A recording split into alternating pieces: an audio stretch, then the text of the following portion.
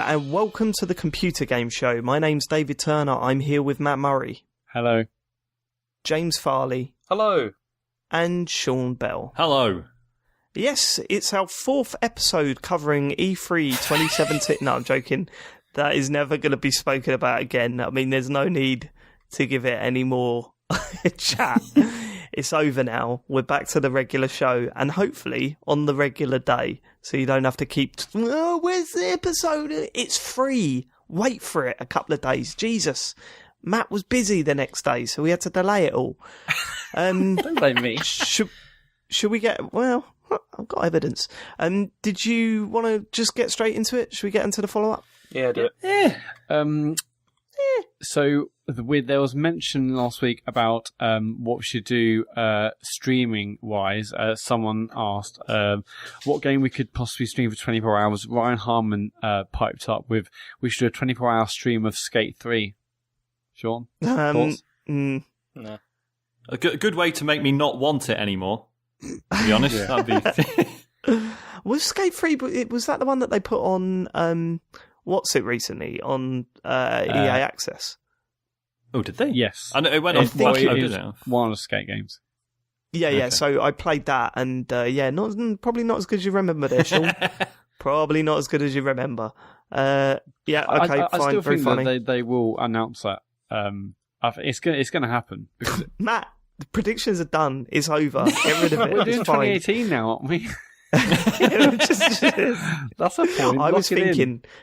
I was thinking today, right, genuinely, how good would it be? And this is kind of like a nod towards anyone that listening that might make it happen, but how good would it be? Because, Sean, you're probably not going to be about for E3 2018, which is why Matt's You make it sound like I'm going to die.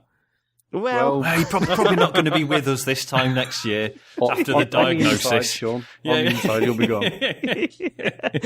I was thinking, with Matt not being able to listen to E3, if there's anyone out there that could send James and I to E3... What? God, can you imagine what Matt would be like? If we did that, what Matt would be like, that'd be amazing. Oh God, it'd be the best. This is not the year to suddenly have a lovely donation from someone to send us to E3. This is not the year to do that. We all know that it is definitely the year to do it next year. Send the whole team to E3, apart from Matt. Make it happen. Just inquire. Let's get this going. What would be worse? You guys going and me not going, or us all going, but me not being able to go to the conference? You just got to sit in the hotel room. Yeah, Matt, don't try and... I get sent to Minnesota. You do know that you can't do that because there'll be like posters everywhere. So I mean, there's no way of avoiding E3 while at E3. So I think it's probably best you stay at home. Was just avoid the news online. I mean, no. You stay at home, James. I'll pick you up and we'll leave from Gatwick. I'll I'll sort the parking out of Gatwick. So I'll pick you up and then we'll drive around there. So that sounds brilliant. I mean, James doesn't want to go. It's all influencers and YouTubers. I don't know. I'm getting into by that James, judging by James's stream, which we'll get to in a sec. I think we'll have an influencer. But I'm thinking like signs to hold up during the Microsoft conference. Matt, stop watching in the crowd. I really properly, like, during my lunch break today, I didn't have any YouTube videos to watch. I didn't really have anything to do. So I sat there just fantasizing about how good it could be next year if James and I were at E3 and Matt wasn't allowed to go. Oh, God. I genuinely don't think I could forgive you if that happened. Why? It would be my fault. It would be like when there's like a lottery syndicate at work, and that's the week you forget to pay the £1 or £2 to get your line lottery in, and Emma comes in Monday morning like, guys, we won 20 mil. That's what it would be like. I love those stories when they're just sitting there and everyone's fucking having a party around them in the office, and then it'd be James would be the one You know what I mean? No, it's a complete waste of money. Have you seen the odds? Yeah. I'm not doing that. Stupid All of a man's sudden, everyone's tax, driving in Lamborghinis. See, you joke, but that would be me, because I never gamble, because I just never win, so it's just, it's a waste of time. The most optimistic man in the world. So, yeah, who knew that we had the world's best streamer amongst us? And further to that, who knew it would be James Farley? So what happened? You decided out of nowhere last week to just start streaming. Yeah, well, I was at home, and I just thought, well, I fancy playing Heavy Rain, because I've never played it, and I've heard, you've gone on about it before, and there's the whole Jason thing, which I didn't really know much about. So it has gone down in history as this legendary game, hasn't it? Yeah. For the right reasons and for the wrong reasons, don't get me wrong. But when the official PlayStation magazine had their pictures of iconic characters with their iconic catchphrase underneath them, and one of them was a full page of Ethan with just the word Jason underneath them, you just know that that's going to be remembered forever, Heavy Rain. But I downloaded it, and then I just thought, why don't I stream it? I could just stick it on there and see what it's like, and then just started playing. And initially I had about one person watching, and then I just started just talking about it while I was watching, and then I just started amusing myself, because it was just, I don't know, it's a ridiculous game. We'll get to that later. What I think has happened here, right, is that James heard me ranting last week about how I'd like to watch streams, but I just don't like any streamers, right? And he's gone, do you know what? I be the change you want to see in the world. Do you know what I mean? Yeah. It wasn't even like that. He's It's just stepping up. Yeah. It was just you see, the bit when I realised there was something in it was when, there's that bit at the beginning when you've got to you have to pass those plates, and you have to put the plates out on the table. In the video. And it's she's like, be careful with those plates, they're my mother's, or something like that. And then you're supposed to carefully place them on the table, but then I couldn't do it, and it's he kept on just chucking them on the table, and then his wife was like, Ethan, I just get really angry, and then in the end I was just chucking them, and it's just, yeah. But there's a lot of the interactivity stuff that I was disappointed didn't work. Like I said in the stream. Whoa, should we save this for when you're talking about the game? Okay. Because there's a few things you said on that stream that I can't wait to talk to you about, because it's going to be pretty funny when you find out the truth of Heavy Rain. That's James Farley. James Farley, the streamer there, the man who last week said, "I don't watch people streaming games because I don't find it very interesting watching people play games online." James Farley there, now a YouTuber. I hate influencers. People. What's the point? Now look. 5 days later. Wouldn't that be the ultimate punchline to this whole thing? That James now becomes the biggest YouTube star of all time and gets invited by EA to go and present next year, 2018, and he's allowed one guest. No, he's allowed three guests. Stop trying to make that happen. he doesn't invite Matt because he's not allowed to go. The other problem with it was as I was doing it, I just became very aware of the fact that I was being very negative about everything. And I've said that before. It can destroy a game. You're playing a game, and you just I stopped playing Tales from the Borderlands while streaming. I started streaming that, and I just found all I was doing was picking holes in it to try and be funny, and it kind of destroyed. I preferred it when I just played it. Then I found it didn't really matter so much because I just found then I was just getting enjoyment out of laughing. That was the thing that I really enjoyed. Well, listen, to explain. We are turning this into a series. There were some people just saying, is this a one-off or whatever? James is going to be streaming, so follow the computer. I'm sure the Computer Game Show Twitter account will tweet out every time he's streaming. I'm pretty sure it won't be set times. However, I will be making highlight videos for our YouTube page. The first one's up there now.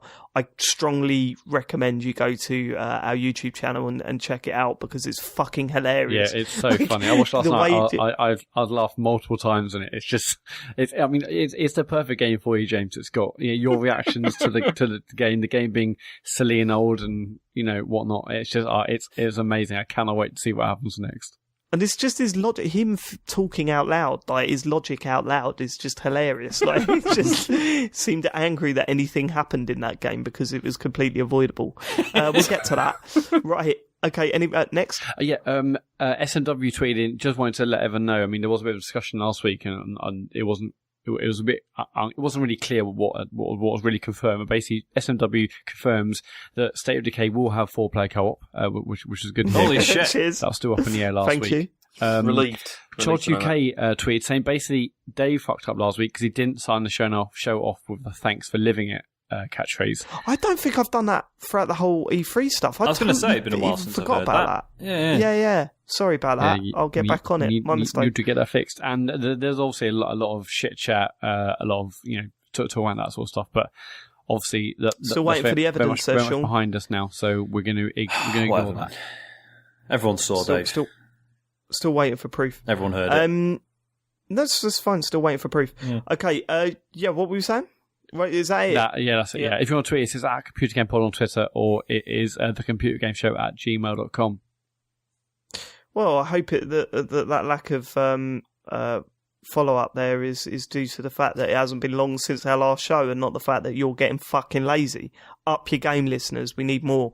Send us a tweet and that at Computer Game.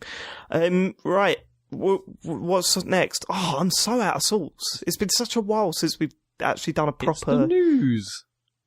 News. Go on, Sean. What's happened? Shout out to Matt because he chucked most of these in the doc, so I'm basically just... I had a feeling everyone was getting a little bit lazy. Like we've all been on holiday. It's just Matt's quicker than me. That's sort of... Well, yeah. Professional. All right. Well, yeah. What was up with you, Matt? Were you just making sure that the negative Nintendo stuff got put in there at some point, or no? Because we all know what Sean's like. Just wanting to get organised. I was psyched to record tonight, and now I'm getting ruined over it. I said thank you, but I'm not having a pop. I love you. Right, go on. Not here. Right, Nintendo have announced there is going to be a Splatoon themed direct, which is on this Thursday, 6th of July at 3 p.m. So I assume you've all booked the afternoon off work. Absolutely, for that. I'm there.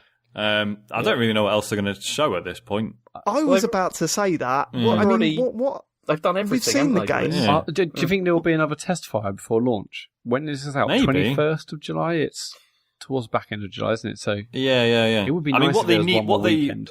What they need to do, but they won't do, is here's another test fire, and here's an early version of the fucking app, so we can at least see how annoying it is. But that ain't happening. No, there could also be a massive PR clusterfuck if one, it's a beta test weekend, and also the app's a total dumpster fire. But, they're not going to do it. I mean, this app, they said summer. I mean, I would say we're in the middle of summer right now. Mm-hmm. It's not going to launch for this game, is it? If it does, it'll be a pretty last minute thing to say. Oh, really the fucking app's needs out. to.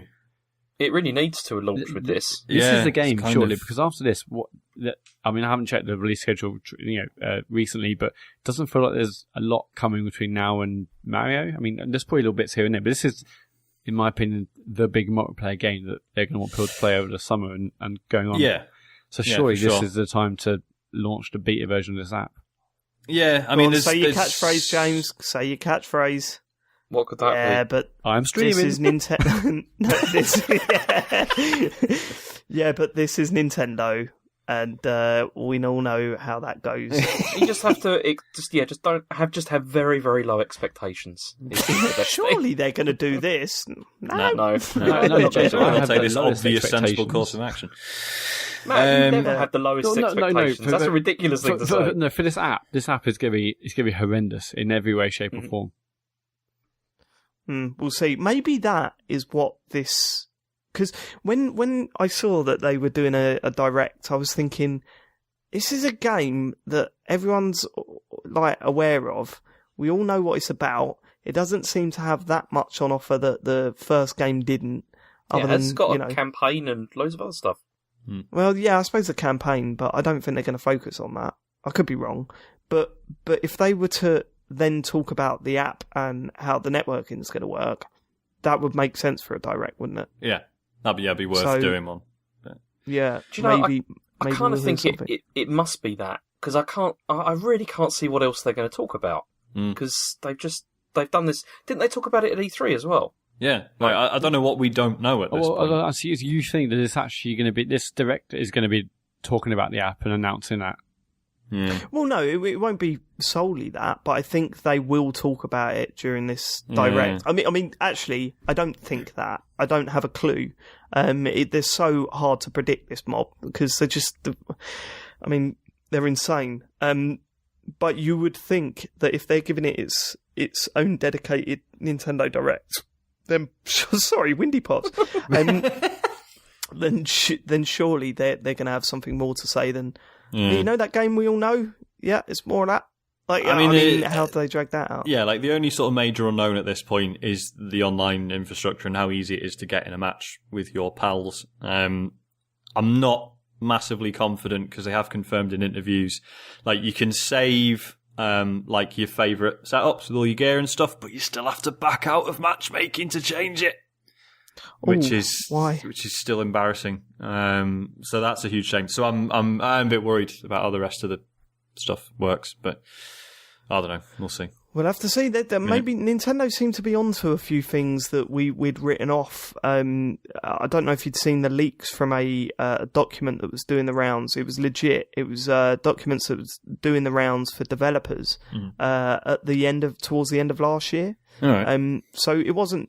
It's not ancient. Yeah. But they said that they will be introducing new features as they go along. One of those features was cloud saving.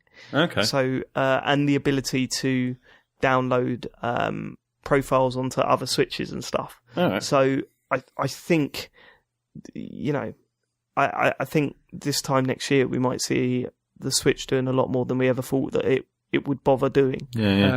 Again, right, this is Nintendo, but this will also be a good time for them to announce video streaming. And I know they said it's coming, and right now, obviously, you can take pictures and share them. But again, wouldn't it be great to? Yeah, Splatoon feels like the perfect game for that. Well, the perfect game for that was Zelda, wasn't it? I mean, how good would that have been? The amount of shit that you do in Zelda, the amount of times I was thinking, I wish I could have recorded that. Like, because random stuff happened in front of me. And I was just thinking, I need to be able to clip that and put that out there. Yeah. And to not be able to do that, it's funny because we haven't had it on consoles for too long, but it just feels natural now where something cool happens in a game and I press a couple of buttons, all of a sudden it's tweeted. Whereas, like, for the Switch, you just realise that is a glaring hole in what you can do on that console. It's dumb, but, you know, it's true. Yeah, interesting. When is that, sorry? That is on Thursday, so be the day after this is out. Okay. I've had a look at the release schedule. Basically, after Splatoon 2 on the 21st of July, the next major one is Sonic Mania 15th of August. That doesn't feel like a... the next major one. Yeah. And then after that, rumours persist that is it September where there's like literally nothing? Rumours persist that we're getting a Smash Brothers re-release with all the DLC included and stuff. Yeah, I can't believe that because they surely would have like really. You would think they would make more noise, but again, it's Nintendo, isn't it? So Platinum also giving a few nods here and there. Well, if you saw today. that is in the news. Should we just do that right, now? We'll get to that then. Yeah, but before you get to that, they've said Rocket League's coming out this year? Yeah. Have they given like a month or anything? It's just holiday, isn't it? Yeah. So right, okay. So it'll be towards the end of the year. Yeah. Also, Sean, how could you possibly forget FIFA coming out on the 29th of September? That's true. I mean, I know you're joking, but that is huge, isn't it? And everyone's saying it's actually good. So, what do you think about that, Dave? Are you interested in that at all? Because I'm still not sure. No, I'm all over PES at the moment. I tried to play FIFA again about a month ago, and it almost made me feel sick. So I'm sort of solely focusing on PES this year. I just started playing The Journey because I'd never played. Yeah, you've never played it. I'd never bothered. No, I'd only played like about half an hour or so, and I just started it. It's decent enough. It's what I wanted. It was a stupid, goofy story, like totally overblown, poorly voice acted and everything. Yeah. But it didn't really matter. It was just something different and something I enjoyed doing. The only problem I had with it is that there were way too many the training ground stuff. It was just like, okay, yeah, I get it. Just let me move on to the next game. I don't know why they relied so much on that, which was fucking annoying. But yeah, well, how are you finding it? Yeah, I mean, it's like you said, it's better than Heavy Rain, like in terms of like the way that the cutscenes and all that kind of stuff. But what annoyed me about that is that's insane. But go on. No, what annoyed me about that though was that you can't, because I messed up like in the beginning. I chose the wrong position for the player, and so like it's much easier if you're a striker to basically go through the game. Whereas if you end up being like in midfield or defence or whatever, it's really difficult to get like the better star ratings. Is that a thing that you can do? Because I mean, right, I played a bit of football as a child. I was bad at it, so I was always in defence, right? Because that's where you go when you're not actually good, and it's like, I'll just keep him out of the way. I would love to see Sean in the little football kit, like Yeah, mate. age 8 years old. Wondering His what was tramway happening. kit. Yeah. 1980s shorts. For standing up against the wall while everyone else is picked. So the idea that you'd play a game like that and be like, right, yeah, I'm going to be a defender. I'm What? going to be goalie. Yeah. I think you grow out of that and you start to realise that actually defenders are pretty damn... Yeah. I don't know, maybe the perception has changed recently. I don't know. But like I look especially at Millwall, we love a good defender. We always have. Like a good centre back is like, fuck me, yeah, come on. But Maybe then, I like, should play for them. Yeah. Can you imagine that, though? Can you imagine that, Dave? You'd have to respect me. Can you imagine? What if you started playing football? Yeah, for if you Millwall. got called up to Millwall. Yeah, as a defender. Just So imagine what universe are we in? the same universe where someone's going to send you and James to E3. Go on. We should probably stop talking about football. Yeah. James, have you decided? James, have you decided what you're going to do about that? Are you gonna try it, or are you gonna stick with the main console ones? Well, because it depends really on how the journey pans out on this one. Because this is why I'm playing this. Because it's got like the second season of that, but that isn't coming to Switch. It's only coming to the PS4 version. So I want to see what this is like, and if it's good, then maybe I'll go for the PS4 version. Oh my god! I'm not sure. There's actually a person on this planet that is deciding which version of FIFA he's going to buy That's due not to the the sole quality reason. of the James, journey. are you going to do a petition? Oh, we really want the Journey Season 2 on the Switch. I need to know what happens to Alex. No, Matt, I'll just vote with my wallet, Matt. Oh yeah. You know, it's the just want- you show him. Yeah. EA will be like, guys, we've got one less Sal on the Switch version. Well, no, you joke, but that could we have it could got tip a things over PS4 the edge sale. on the Switch. It's No, it could tip things over on the Switch. That could. No, it couldn't, James. It could, I no know one's- your Matt, I know look, your okay, power Dave. to the people, but that is not power to the people. No, nobody. I still reckon that FIFA on the Switch is going to sell really poorly, and then EA won't bother like releasing anything else on Switch. It'll be just like what happened with the Wii. I would kind of agree with you. I think that will be the case, but I don't think it'd be down to you not buying it on the Switch. No, I'm not saying it because is. of the journey. You stupid idiot. Even if FIFA, it's not going to, but even if it had the same graphical quality as the console versions, fundamentally, if the online is going to be crap, which it probably will be, yes, that's a massive reason not to buy it on Switch regardless. See that again? That wouldn't bother me though, because I rarely, if ever, play online. For me, it's all about career mode, so it doesn't matter. For James, it's all about Alex Hunter. Yeah. And What happens and how to he him? Really not. Yeah. Where does his journey continue to? I want to see if he gets sold or not. I want to see if he moves on. You know. Right, go on. Right, Glixel's San Francisco office has been fucking closed, and has everyone been sacked? Or just, I don't know the structure very well. But all the people that were at San Francisco have been let go, but they're moving it. It's still going on, isn't it? But in with New a completely York, different team. In New York. people. Yeah, I think John Davison, who's the general manager, he said in his Facebook post, or he said somewhere that there was just difficulty with Rolling Stone being able to manage the remote. Managing the satellite office, of Glixel in San Francisco, and that they think it's probably better just to have it under one roof in New York. But it's such a shame. I mean, admittedly, I rarely went to the website, but I absolutely love the podcast, which obviously gives them zero money. But the podcast was brilliant, and obviously a huge fan of John Davison, and I like all the guys on this podcast. On that podcast, it's a real shame that's going to end, but. Yeah, it was a bit odd. Simon Cox did his status saying, Rolling Stone couldn't make a remote office work for them, couldn't give us the support and attention we really needed to grow. No harm, no foul. I think it is some harm to everyone who just lost their jobs, him included. Yeah.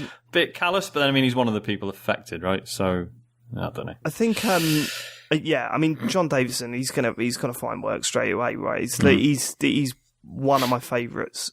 That's not why he's going to find work straight away. It's not down to me. You've got David Turner's backing. I think he's. I do think he's I very, will very vouch good. for John. Don't Yeah, do you want to not have a worry. word with someone, Dave. You know, see if you can... Well, the thing is, right? I mean, Sean's going away on. Sean's going away for a year. John's out of work. Thinking fourth chair. Yeah. Good point, Yeah. John. Yeah. Give us a bell, mate. on I mean, the roll, if you think John. you can fill my shoes, mate, I mean... Oh, good luck, John. I have to do the luck. news bit, and I mean, sometimes Matt does it for me, but... Yeah, but you know. apart from that, oh, You still have to read it out, though. Yeah. It's tough. It's interesting because this feels just like a repeat of the whole Polygon thing. Like, yeah, we've got shitloads of money. Let's really make a go at this. Let's do a really good games, outlet for non-idiots. And then like a year in, turns out it's not a very good way of making money. Sorry. Goodbye, half the staff. So, Sean, Yeah. what you're saying is you have to, if you're going to make a gaming website, it has to be for idiots. Is the Pretty much. Yeah, Pretty much. yeah. The Polygon thing's just weird sad. because Polygon in their first 6 months, before it was that first year, they did loads of really fantastic video stuff. They were doing video reviews for everything. They did a really great, huge pieces, particularly obviously when I think PS4 must have come out. Then they did a really great video for that, and then it was very clear that they just stopped that.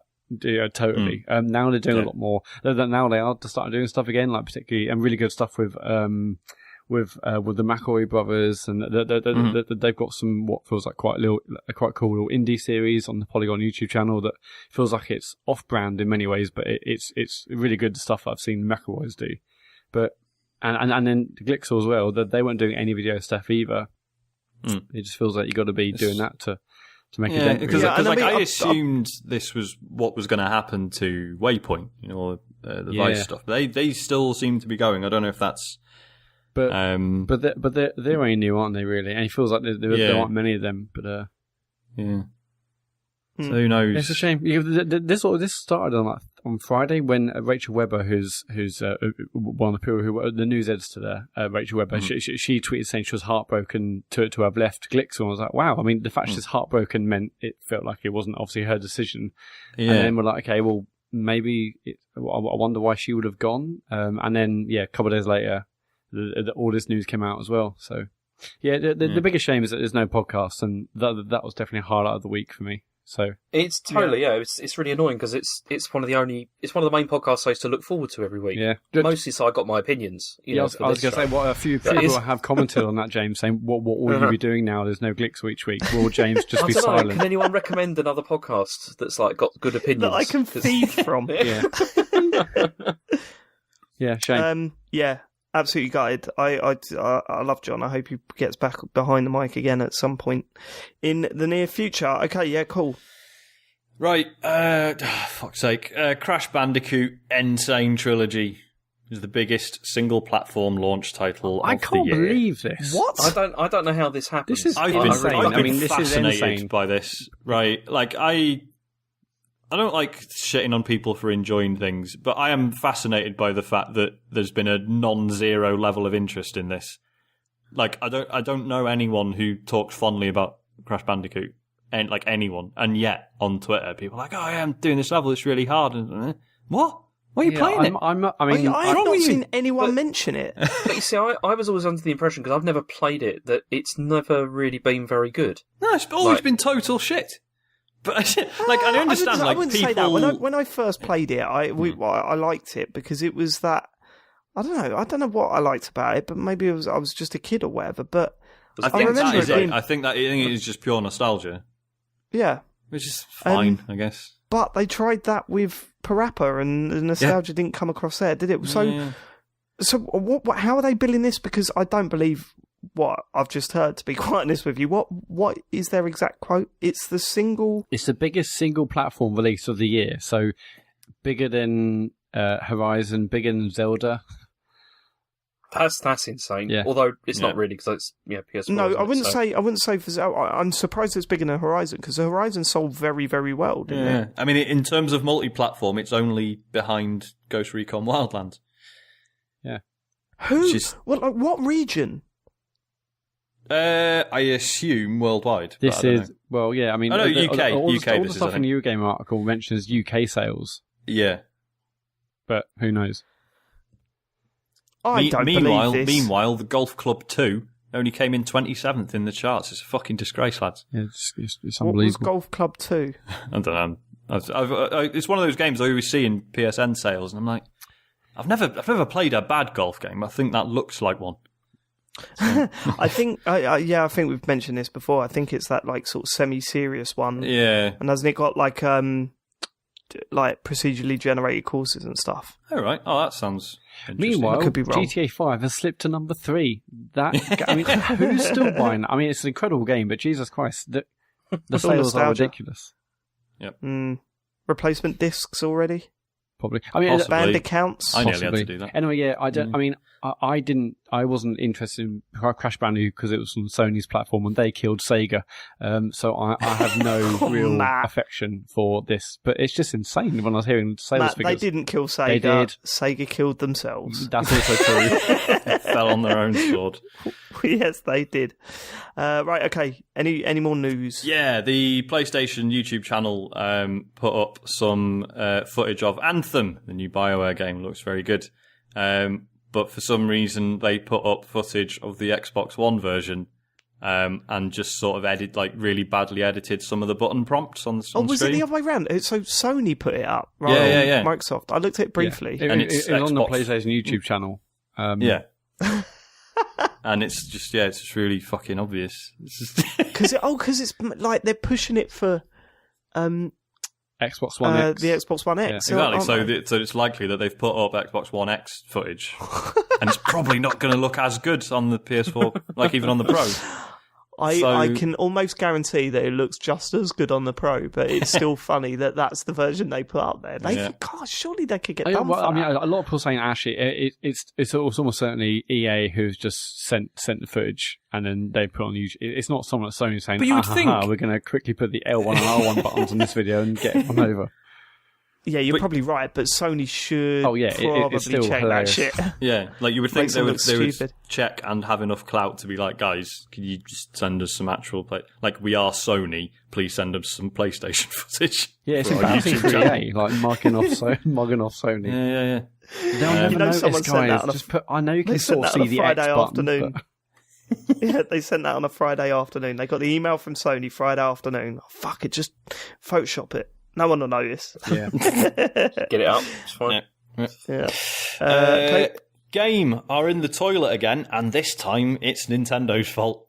I love this story. It's amazing. It's UK retailer Game has warned investors to expect another dismal set of financial results. And apparently it's because of lack of stock of the Nintendo Switch. Apparently they were counting on that to save them, and it has not done so. Probably because everyone's buying it from other places that are guaranteed to actually send the fucking thing out. yeah. Wasn't well, it that's it, Game? isn't it? Yeah, wasn't it Game at the launch that couldn't fulfil orders? Yeah. Or was that Yeah, And they then had everyone to was getting cancel emails. Everyone was getting emails from the courier saying we were ready to deliver it tomorrow, but they've not given us the package. So just totally threw them under the bus. I mean, they've just run out of money, haven't they? Like they probably haven't got money to like. Yeah, get it's just restock or whatever. every console launch sort of gives them a bit of a leg up, and Yeah, And then it they feels just, like oh they're no, just we're in trouble surviving again. Console launch to console launch. It's like, oh, thank Yeah. God there's another one. You know, Exactly. that was always out for a couple of months. But then when I mean, I guess it is Nintendo. It's like if it's Nintendo's falling away for not having enough stock, but they can't be blaming it on other people because of the other many other reasons why people aren't shopping a game. Yeah, They were one of the first to drop support for the Wii U from their store as well, weren't they? They were. Yeah, I don't think Nintendo are going to be massively giving a shit. Fussed, I just imagine being a game executive watching E3 and just going, "Don't worry, there's a new Xbox coming. People love the Xbox. They're gonna fly off the shelves."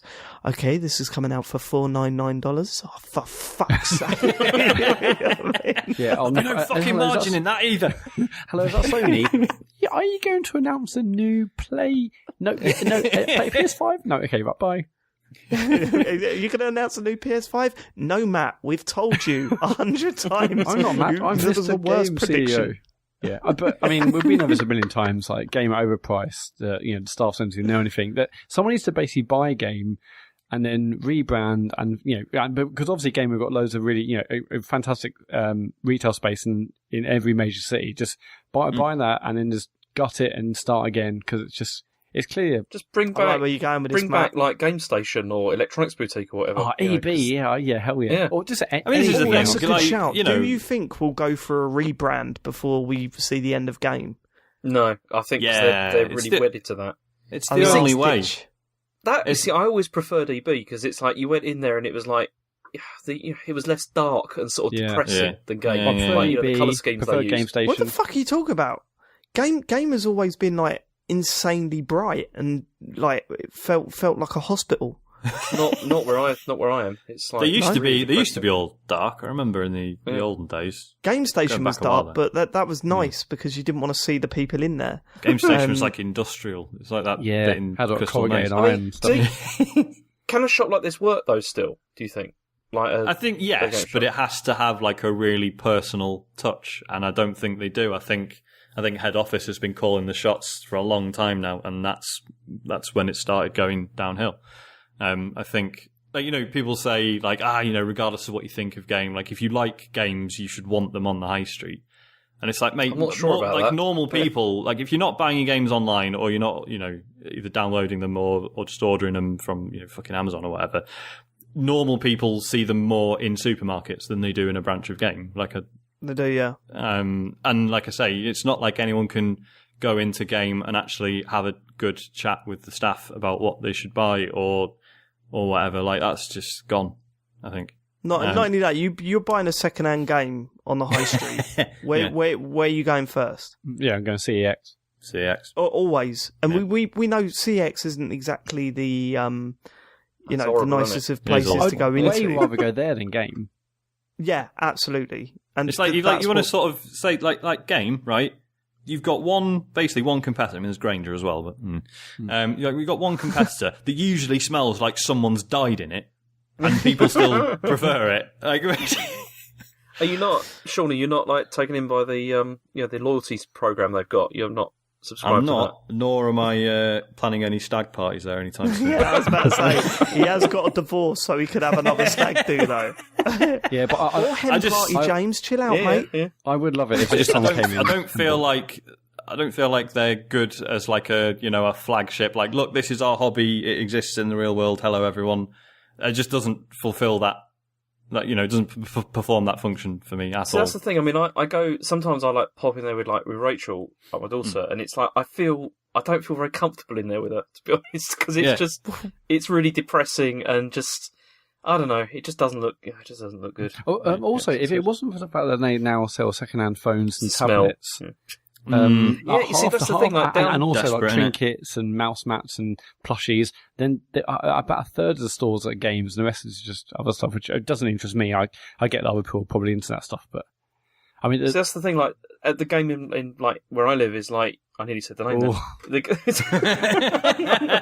Whoa, Yeah. big controversy. Yeah, the game where I live, it's like the front. The front window is just all tablets. It's just all like second-hand tablets and crappy, like that's a Samsung clue phones. for listeners. So if you know of a game where the front is tablet, perhaps you live near Dr. James Farley. But you But, say that it's, about it's all like those Samsung like Galaxy Note, stuff like Yeah. that. It's rubbish. All right, you You say- snob. you say Fucking you Apple say boys. that, Matt. You say that about the They explode, Sean. They do. It's true. all the plushies and all the bits and pieces and that. But that's what like Game Station was absolutely ran with that stuff.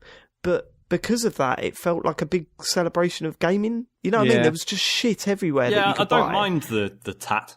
Nor do I, That's because fine. like if I see a cheap bit, and especially when you've got a kid or whatever, Yeah, absolutely. and you can walk in there and go, "Oh, I could buy a Mario something." Because I said this a while ago, like searching around for Mario shit in the high street now is surprisingly difficult, and I Have think you been that'll to change. Smith's? this Smith's time has got next so year. much stuff.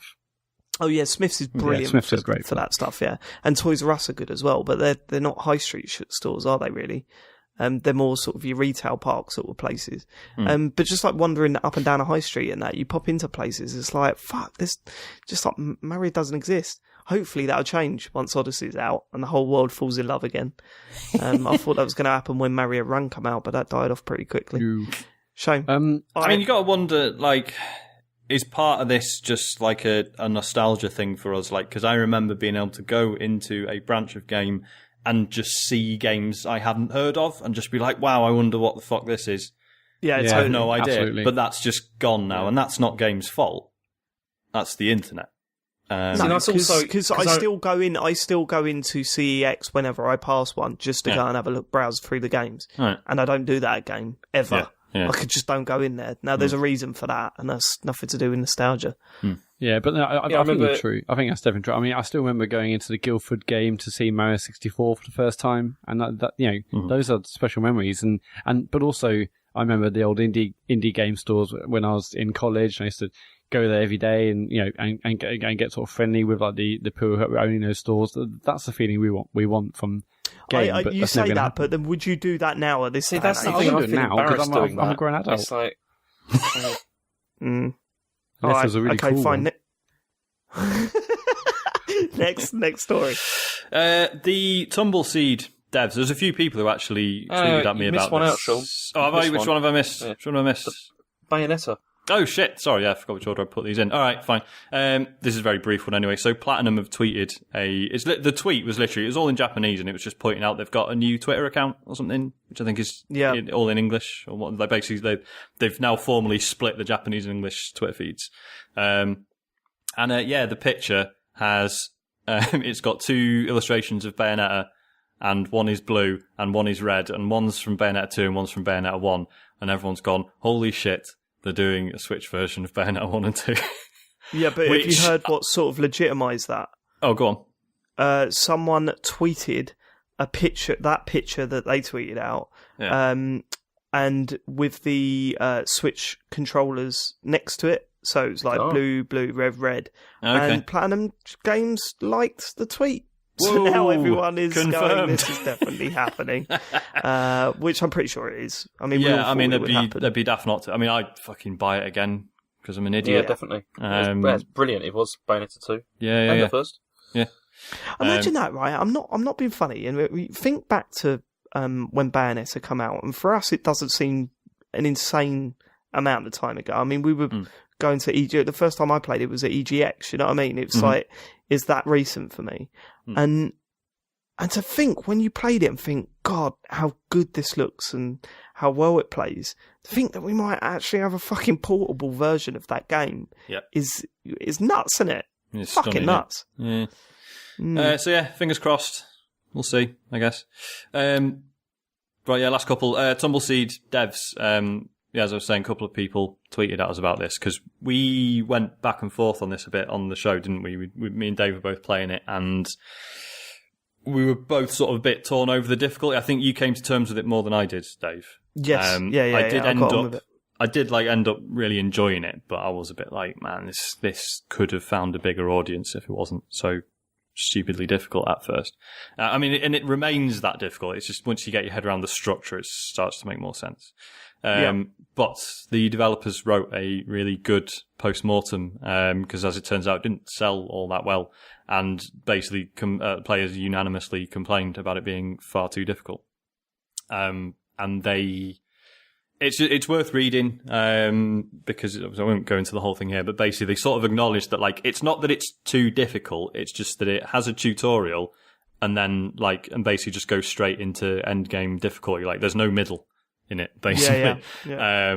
Which is a sort of smart, tactful way of acknowledging what's wrong with it. And basically they are issuing an update which seems to sort of address it, but without completely sort of capitulating and just getting rid of the enemies in the first area or whatever. The changes they've made seem quite smart. It's already on Steam and it's rolling out to PS4 and Switch within the next couple of weeks. So I'm really excited about that.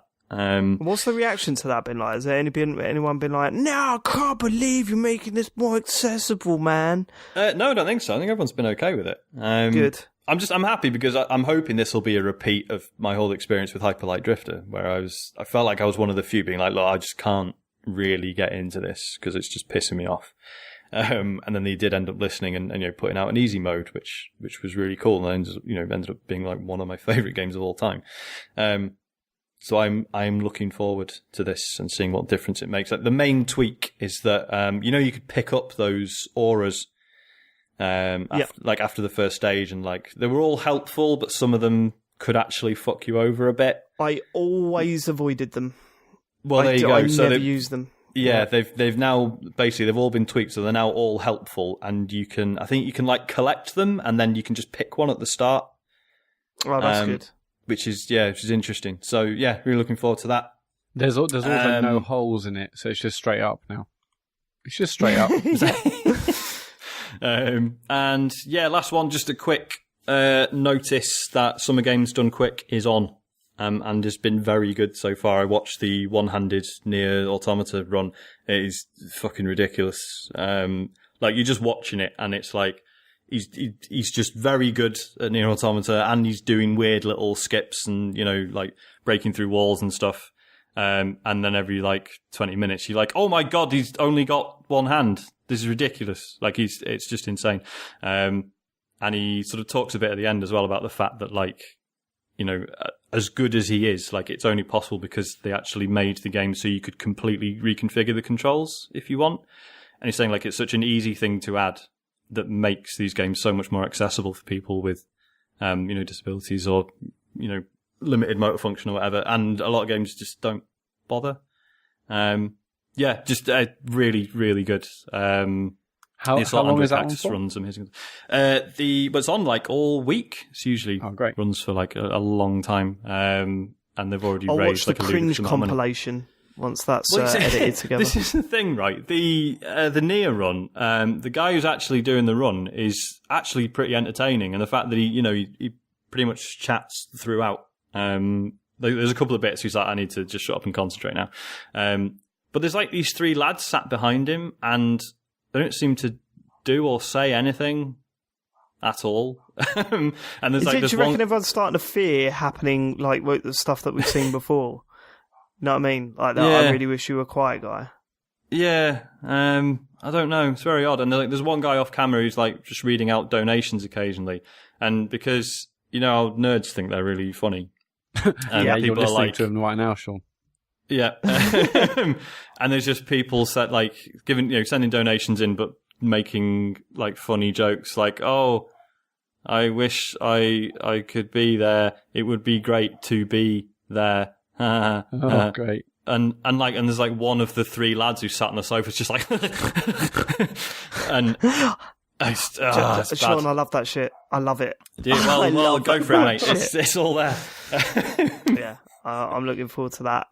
Going back to one of your news stories then, Matt, you've not played Bayonetta, have you? No. Oh, shit. Big Sega fan, Matt. I honestly, Jesus Christ. One thing you might not have heard of about Bayonetta is that throughout it's like a constant celebration of Sega. Like there's all sorts of nods to previous games in these games. You should really, really check that out when it comes to Switch. It's a good game. I like that game. Right. Is that it? We done? That's it. What have we been playing then? Let's start with James Farley. Okay. I've actually played a lot of stuff recently. But I've narrowed it down to two things that are probably interesting because the other stuff is all Vita stuff that you won't care about. Yeah, no shit. Yeah. So I did play Uncharted. Yeah, the Golden Abyss. Did you finish that? Pretty. Okay. Yeah, I finished it. Yeah. You spoke about it on the show. Yeah, it's pretty good. I also played the Killzone. No, what happened? Uncharted. Does the story link into the main, 4 games? No, it does not. No, it's just Uncharted 1.5. But I also played the Killzone game that came out on Vita as well. Oh yeah, which was surprisingly not terrible either. It was. It's just a shame because there is a lot of potential there, or there was a lot of potential for more interesting stuff. But it's never going to be realised. Have you played Shadowfall on PS4? Killzone Shadowfall? No. I've not. You should give it a go. I enjoyed it. I know there's a launch title, so I was probably I was very much in the honeymoon phase, and I just wanted to play any game on the PS4. But I enjoyed it for what it was. The last level was horrendous, but yeah, the last level's a fucking nightmare. But I enjoyed the game. Yeah, did you play that, Sean? No, I didn't. Yeah, I mean it weren't great, but I like the stuff, the owl stuff. Yeah, that was pretty good. It looked great. Yeah, okay. So I finally got around to playing Titanfall 2. Because holy shit, yes. Because it was really cheap. It was like, I think I got it for 15 quid. And I made a mistake because I bought the Xbox One and then regretted it. But then I couldn't get rid of it. But you couldn't get rid of it, like stuck to your hand. Exactly. I don't know. I mean, see, so far I've only played the campaign. Hold on, have you sold it already? No, I've still got it. All right, I've still cool. got it Yeah, here. because I've still got my my Xbox One copy. We'll play some of that. I've only played the campaign. See, the thing is, Dave, you gave this game such a build-up, like, for such a long time. No, I want to hear you try and put it down. give it a good Because, I one. mean, yeah, this is Strap in, guys. James. I mean, No. I knew it was going to be negative because he's a fucking idiot with this shit. It's no. It's okay. This is not a negative, right? Because it is a very good game. Like, I really enjoyed playing it. It was really great. But it's not, like, mind-blowing in the way that you were making it out to be. It really is. He was over-egging it when he was over Massively. He was over-egging it. It's no Overwatch, is it? I mean, maybe, exactly, Sean, am I right? Maybe with the multiplayer, maybe that, tips it over. Well, that's what I'm about to say. You've played the bit that no one was expecting to be any good anyway, and it turned out to be... So you're saying it's low expectations you had for the campaign, which made you maybe think it was better than it is? I said the campaign was excellent, but coupled with the multiplayer, it's just fucking... I mean, I spoke about the in my review, and when I was talking about the game, I was talking about the multiplayer more than I was the single player. But I said the single player was it was really good. It was not what we expected. It wasn't a Call of Duty ripoff. It had more ideas in it than Call of Duty has had in every release since Call of Duty 4, Modern Warfare. It was just... non-stop brilliant ideas and moving on, and then it ended. You sent me a text saying I wish it was longer. Is that not a good sign? That's the thing, because that's what I felt a bit disappointed about, which is that's why I'm saying this is a very good game, and I wish that there was more of it, because the campaign really felt like about half as long as it should have been, because it felt like... What are you talking about? People were saying that they didn't want it when they announced it. Yeah, but that's what I'm saying. It was really good, so why not make more of it? Because it was good. It's like, why not continue with it? It just felt too short to me. I mean, I was done in about 6 hours or so, or even less than that, maybe 5 or 6 hours. And I was just beginning to feel like I had, because they build up that whole thing of like feeling you've got a connection with your Titan, and there's like there's a reason for what's going on. But it just, then suddenly it just ends, and I just felt that's a shame, because it was really good. Well, you'd rather they just like drag it out a little bit more. No, it's not. Okay, see, this is where you're talking bullshit, because the thing is, I'm not talking bullshit. I'm asking you a fucking question. Why can't you just admit that it would have been nice if it had been a bit longer? It's not perfect because it was like that length. No one said it was perfect. You're getting angry the fact that I think it should have been longer. I'm not getting angry. I'm questioning it. What I'm saying is that what would you rather have? A game that goes boom, boom, boom, fucking done, or a game that drags things out for too long and gets a bit dull? That's a ridiculous thing to say. Why is that ridiculous? Because it doesn't make any sense. Because I'm saying it was really high quality, like from beginning to end. I can believe that they probably could have extended that. It could have been longer. But I'm saying that there's a risk there that they could overplay the ideas that they put out there, and then the effect that you're feeling at the end of it of, this was a good game, I wish it was a bit longer, could have been, fucking hell, they dragged that on a bit. Okay, but that's bullshit, because, you could say the same thing then for, a Mario game. You could just say, they've done, 3 worlds, better stop there. It might get bad, after this. It's ridiculous. Of course they can continue. Again, you have to remember that this is the first time in a Titanfall world that they've done a single-player campaign. It's not Mario that's been a running series for forever, and the main thrust of Titanfall is the multiplayer, and it always has been. But you're saying that Respawn have no experience with making single-player campaign games? Sorry, who said that? That's what you're just saying. You're saying it's their first attempt. It's totally not their first attempt at a Titanfall single player campaign. Yes, but it's not their first attempt at trying to make a single player, shooter campaign. They've had loads of experience doing that. But James, this is. Why are we arguing about this? I don't understand. I don't understand why you're so saying, against the idea that maybe it could have been a bit longer. I suppose the difference is, I looked at it and went, that was 6.5 hours or 7 hours of fucking brilliant entertainment. And you look at something like that and go, well, why couldn't they have made it longer? Why not appreciate what's there? What is wrong with wanting a bit more? I don't understand that. No, what's wrong with looking at what's there and saying, do you know what? That was fucking brilliant from start to finish. But what's wrong with that? Because Because, like I said, you're a it felt glass is half truncated. empty kind of guy. No. And It's if just you've been on because Facebook, you'd have noticed that the path to happiness recently apparently is looking at the glass rather than what's inside it. I think that's what it is. I scroll down the moment I see that guy's face. For me, it's kind of short, but then most of those campaigns are, and it's got more fucking good ideas than most shooter campaigns. It's dense. Yeah, I'm not disputing So that. But that's I was what I'm happy saying. with They it. could have pulled that out a bit. They could have sort of expanded some of those ideas. But would it have been as snappy if they dragged certain sections out? I understand what you're saying. Like there are mechanics that are picked up and wow, this is really cool, and then dropped. But I think overall I appreciate the pace of it as a result. Yeah, sure. I mean, as I said, I'm not saying this is a bad game. How does Sean get let off for saying exactly what I did? Because he's not being he's not being offensive about the way he's saying it to me. That's why. Whereas you're just being a dickhead as usual. So it's James, how have I been offensive, mate? You're just being a dickhead. It's No, as you're soon not. as I start... Your back's up, and for no reason, your back's up. Let's all just calm down, right? My point is that it was a very, very good campaign. It wasn't an insanely long game, but I appreciated the fact that it was completely packed with excellent ideas, right? And it went from moment to moment, and every moment felt fresh and like it was a new thing, right? That's how I felt about it, and I can't relate to that. Wow, why didn't they do more? Do you know why? I can't relate to that. Do you know why? Okay.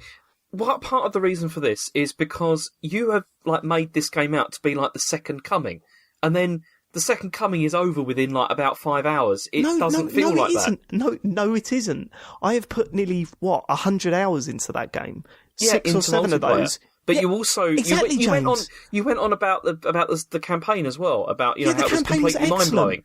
Yeah, it's good. It's really, really good. But the way you were going on about it, Dave, you ought to go back and listen to some of those podcasts. It was insane. fucking will. Matt, you agree with me, right, Matt? I mean, I haven't played the game, but sounds terrible.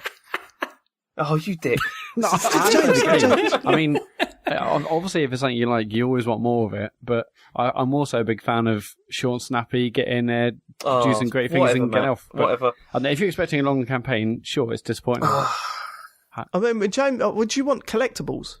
No, I'm not saying it's disappointing. I'm saying it was a really good game. I really, really enjoyed it. But what I am saying to you is I just wish it was a bit longer. That's it. That's what's wrong with saying that. I don't understand. No, that's not what you're saying. You're turning around to me and saying, you made it sound like the second coming. Because you did. That's the whole thing. Because you've played just the single player. Right, okay, let me explain. Let me try and explain from my point of view. I was a huge fan of Titanfall. I thought Titanfall was excellent. I put nearly 200 hours into Titanfall 1. There was no online, there was no solo campaign in that game. There was nothing. There was this weird story mode that was just basically layers of text and a little bit of voice acting over a normal multiplayer game. That was Titanfall. It didn't matter. That game came out full price and it was worth every penny because the multiplayer was incredible. The second game came out, the multiplayer was just as incredible, if not better, right? I loved Titanfall 2 multiplayer, right? They also put on the single player campaign, and all the chat beforehand was, does it really need it? The first one didn't have it, and I don't think it really needs it. I played the first player and went, this is fantastic as well. So not only are you getting this excellent single player campaign, you're getting one of I'm getting one of my most favourite multiplayer shooters of all time, but both in one package. So my point was, there's not a duff part to it. There's this excellent 6-7 hour single player campaign plus the multiplayer package that can last hundreds of hours, and and they're still bringing out free content for it. I don't like. That's why I hype that game up so much. You've played 6 hours of a game that could potentially last a couple of 100 hours, and you're saying, well, it's not as good as you said. That's not what I'm saying. The way that you built this up was that it was like the equivalent of like Ocarina of Time or like Mario 64 or something like that. Firstly, you say Ocarina of Time all the time, and it weirds me out. Anyway. That was the thing. You were making out that this game was like that kind of thing for the single player as well. No, And so I didn't. You I said it's a did. Go fucking back and- excellent single-player Oh, campaign. you did. If you go back and listen to what you said, you went on about how innovative it was and how it was like it'll blow your mind and all that kind of stuff. Right, and it didn't. Seriously. It wasn't innovative at all. Yeah, it was innovative, but it wasn't like mind blowing, Dave. I It don't really know, wasn't. man. There was some fucking that level where you go through a factory where it's building the level. You're jumping from pieces of the level, and then you end up with the level fully formed, and you're fighting in it. Yeah, it was Fucking good. incredible. That huge battle with all the Titans towards the end. It was like Normandy beaches, but with fucking robots. The bit where you're on a fucking spaceship, like alongside another spaceship, shooting across at each other. James, it was full of incredible set pieces. Yeah, I'm not disputing that. It was fun. It was a really good game. But forget But it. it wasn't doesn't matter. innovative. I mean, you're terrible at this stuff, aren't you? I'm going to ring up Spong and say, don't bother with James anymore. He's clearly mindless. You just can't understand that like someone can have a different opinion to you, like about. You can have a different opinion, but don't attack me over mine. I'm not attacking you. I never did attack you. It's because you started having a go and calling me a moron just because I was going to have a different idea to you. A, I didn't call you a moron. B, you turned around and attacked me and said, "Oh, you said this was the second coming and it's not as good as Ocarina of Time." You're insane, James. What's your next game? Heavy Rain. Should have thought of that. Now this was a banger. It was innovative, mind blowing. Best single player See, ever. The trouble is, I mean, I've got a list of things about this game. Go on, go through your list like as they're written down. Okay, the way the characters look, move, and speak is ridiculous. That's that's one. That's one of the biggest It's ones. funny because you said on your stream, this is it's probably because the age of it and all this sort of stuff. And no, I remember everyone sort of saying they look a little bit like that was when everyone was talking about the Uncanny Valley, and yeah, there was a lot of the movement and animation in that game's always been a bit shit. So there's that. Then you've got that makes it really hard to take seriously. Like for me, I couldn't get past that in the beginning, and especially like the interaction. I mean, the interactivity is really odd as well because I've got used to playing. You play like the Telltale games or like Life is Strange and stuff like that. It's so like the interactive elements are really well sort of like integrated into it. Whereas they're still at that time they were still trying to do that whole thing of like multiple button presses.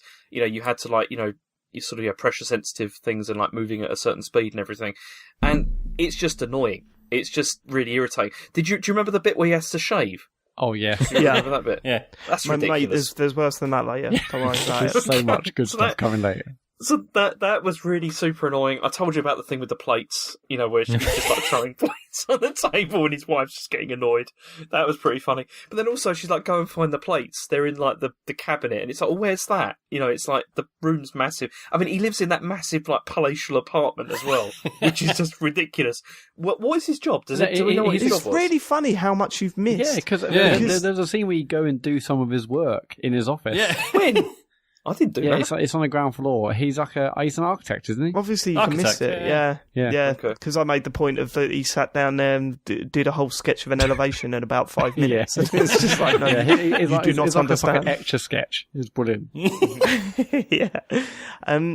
It's really funny how much you missed on that, especially with his job, because that was such a I spent ages walking around his office and stuff at the start of the game. So Yeah. I didn't even see that because I went down the stairs and then he kept on going, I should go in the garden.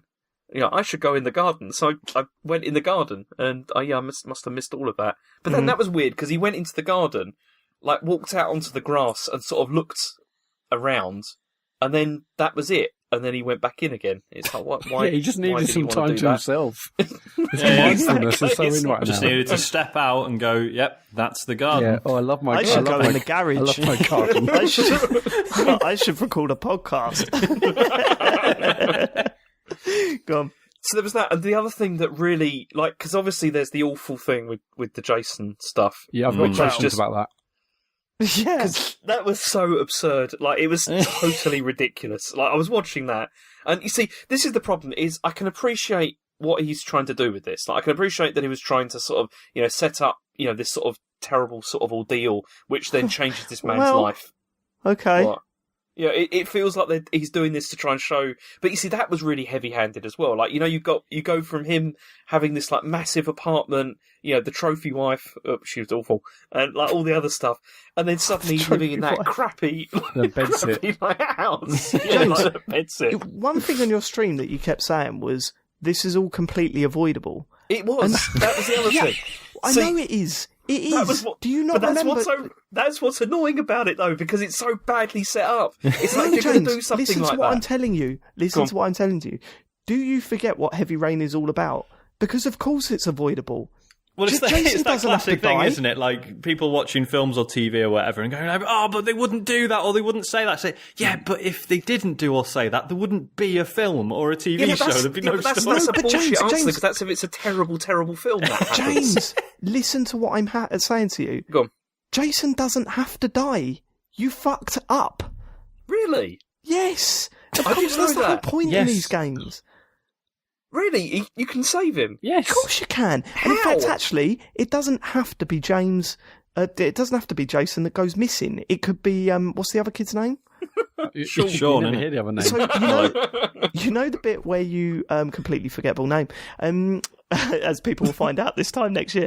The thing is, right? You know the bit where you got to pick who to play with first. Yeah. That you chose Jason. I did choose Jason. Yeah. That's the kid that goes missing in the supermarket. That's how it decides. In a shopping Does that centre. mean that he spends the whole time just shouting Sean? Yeah. So like it's like an episode of the computer game show. It's basically the game working out who you prefer out of the two kids, Right. and then that one goes missing. But hang on, this doesn't make any You sense. can totally save them.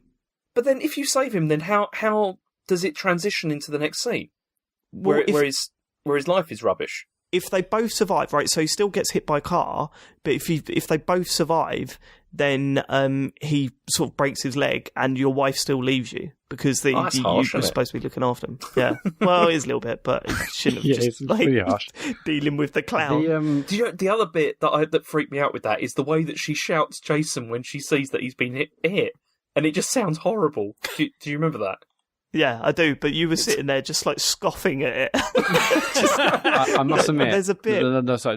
In terms of that car, that crash scene is so annoying because obviously, one of the kids is in the road. He grabs the kid, and the car hits the dad, and yet the kid dies. I mean, that's the bit that always did my head in. It's like clearly, I don't know. That annoys me. There was a lot of stuff with that, like when you go out into the road, and then he's on the other side of the road. How did he get there so quick?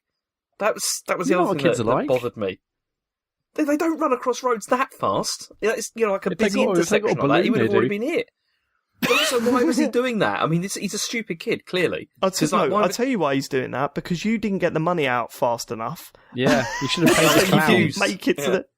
That's true, yeah. This is great, right? Because when I played Heavy Rain, I was totally on board, and then afterwards it all started to come apart, right? When I started thinking about it. Whereas James is already in. Like, he's already dismantling it as he goes, so this is going to be fascinating. Well, we believed a lot of stuff leading up to that, and there is a little bit of smoke and mirrors in there, but if you just play it for what it's worth, I think it's still worth it. Mm-hmm. I think we'll get to that when, I don't want to spoil anything for James, so I'll keep quiet, but there's some stuff in there that's clearly supposed to be impactful and make you think that it can't do it because it's a computer game.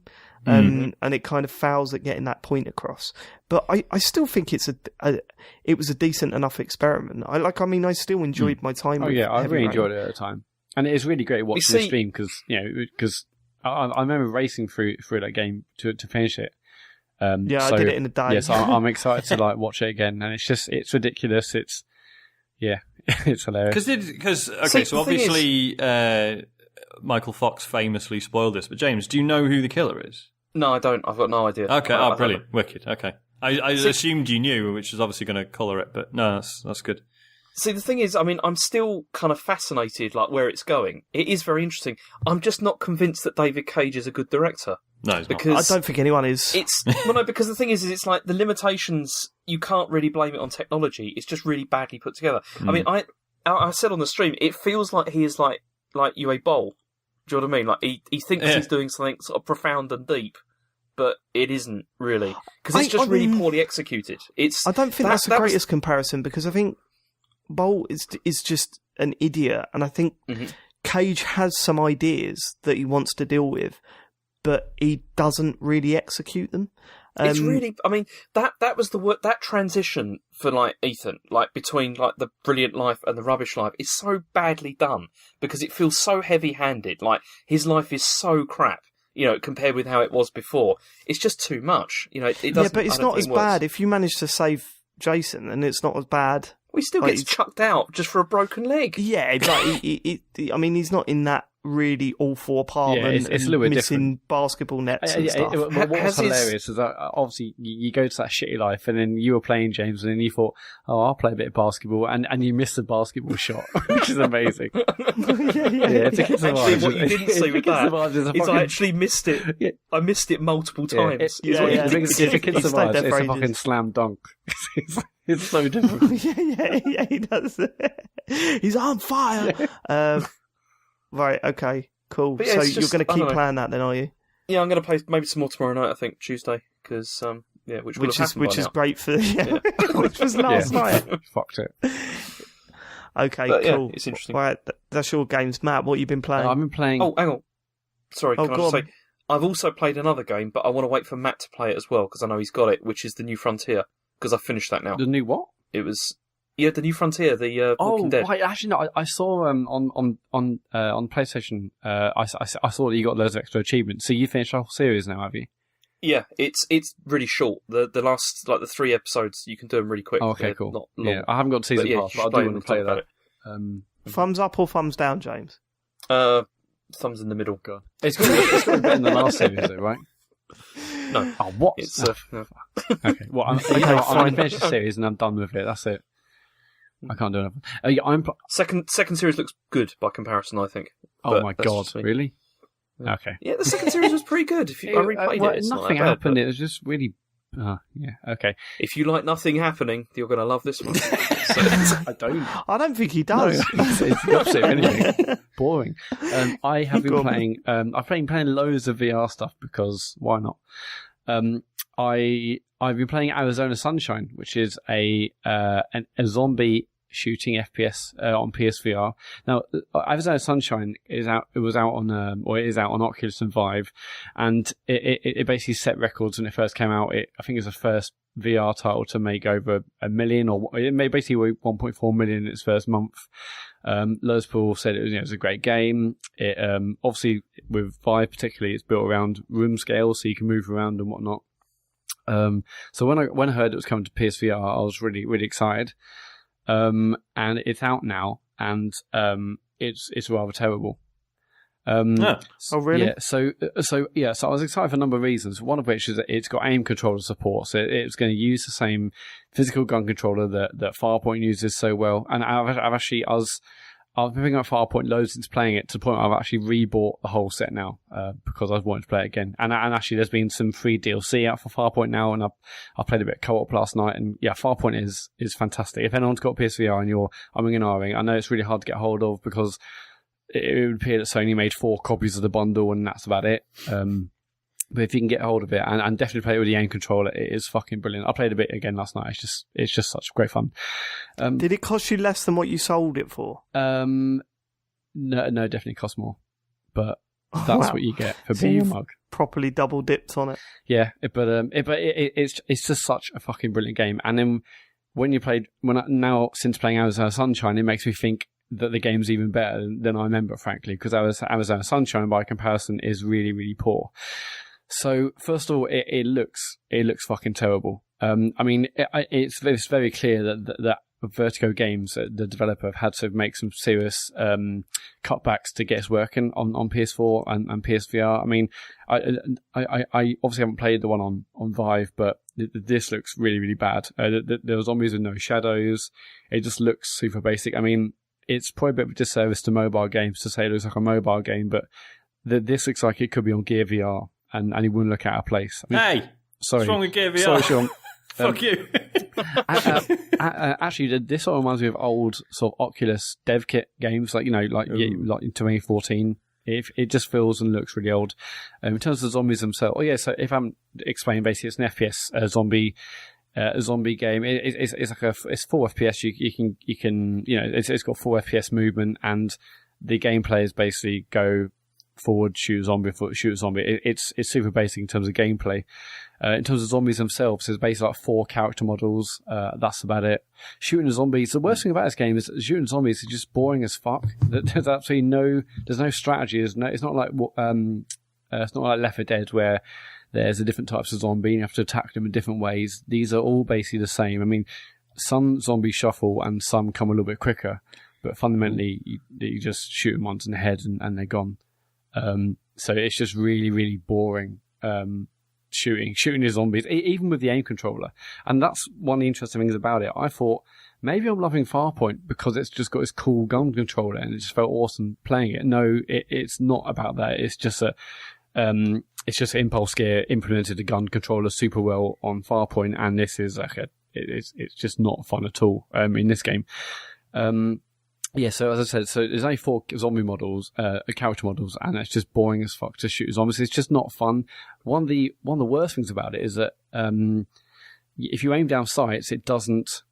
For whatever reason, aiming down sights does not shoot where you want it to go. So if I'm holding it up to my chin to aim down the sights to shoot a zombie in the head, it will just go past the zombie. And so basically, what you end up having to do is you're just shooting from the hip, and then having to just move your gun based on where you saw the bullets ricochet off the wall or the car next to a zombie. It's just terrible. It's a bit like when you play a light gun game and you realise it's fucked, like the aim's off. Yeah. And you have to it feels like the adjust. calibration's off. Yeah. Yeah. I mean, this game was it was heavily hyped. Everyone on the PSVR subreddit in the community, everyone's psyched about this, and pretty much everyone since is now gutted and whatnot. And there's like a massive list of things that need to be fixed, which the developer says they're pushing through and trying to get things fixed as soon as possible, but. Yeah, it's just terrible. So the aim controller has, and again, I've only played aim controller. You can play with DualShock, which actually a lot of people say is a lot better. But I've only played with the gun.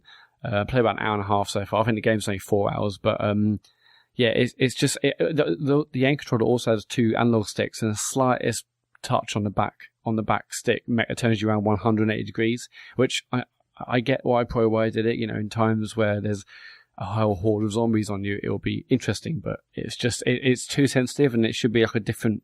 I shouldn't be on the rear sticks because I'm constantly accidentally sort of flipping 180 degrees. I'm getting stuck on scenery. The collision detection is really, really bad. There's invisible walls everywhere.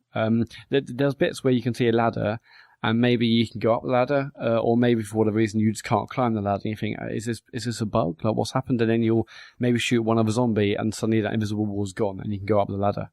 Or maybe you had gone up the ladder, and then you try and go back, but you can't. You just can't go back now. This ladder sounds like a right prick, to be honest with you. And they are everywhere, Dave. You cannot move the ladders in this game. Like, it's the one thing. There are more ladder models than there are zombies in this game, which is quite bad. Well, it's a staple of the zombie genre, isn't it? I mean, yeah. We all remember Last of Us and the ladders in that. Exactly. Yeah, you could move for ladders in those games. And Left 4 Dead. I mean, it's called Left 4 Ladder at one point. Had to change the name. But I mean, it's disappointing. And but this game makes me appreciate Farpoint so much more. And yeah, like I said, I've been going back and playing that and playing the DLC, and Farpoint looks stunning compared to this game. It handles super well. It's such fun to play.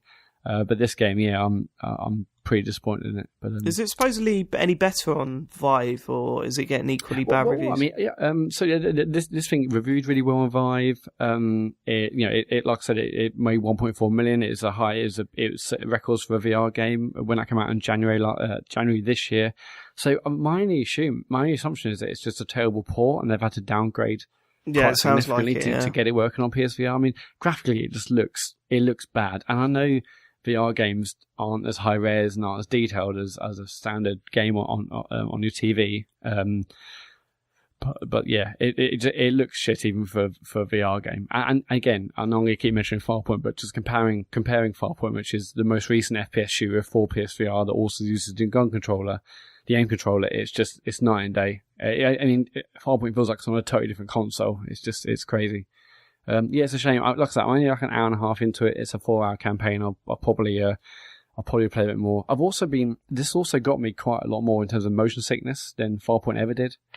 So again, this is what I do love about playing these early VR games, is that we're trying to constantly learn what is working, what isn't working, and clearly there's something in this game that is affecting. It's not just me, but affecting people in terms of motion sickness that maybe games like Farpoint aren't. I'm not sure there are. There must be very slight differences in the controls or how the gun or how motion is handled in the game, but yeah, it's not great. I'm just disappointed because I wanted another great PSVR game, but yeah.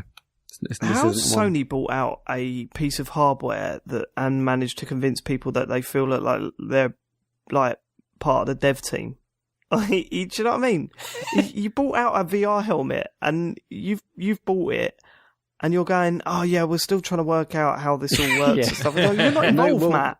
You bought a product, and it's not as good as you were hoping. I went away this last week, and I went to the Cotswolds with loads of my friends, and I bought the whole VR setup. I bought the PS4 Pro. I bought the VR headset, and I bought the aim controller just so I could show everyone how it works. And basically, I felt like a travelling salesman.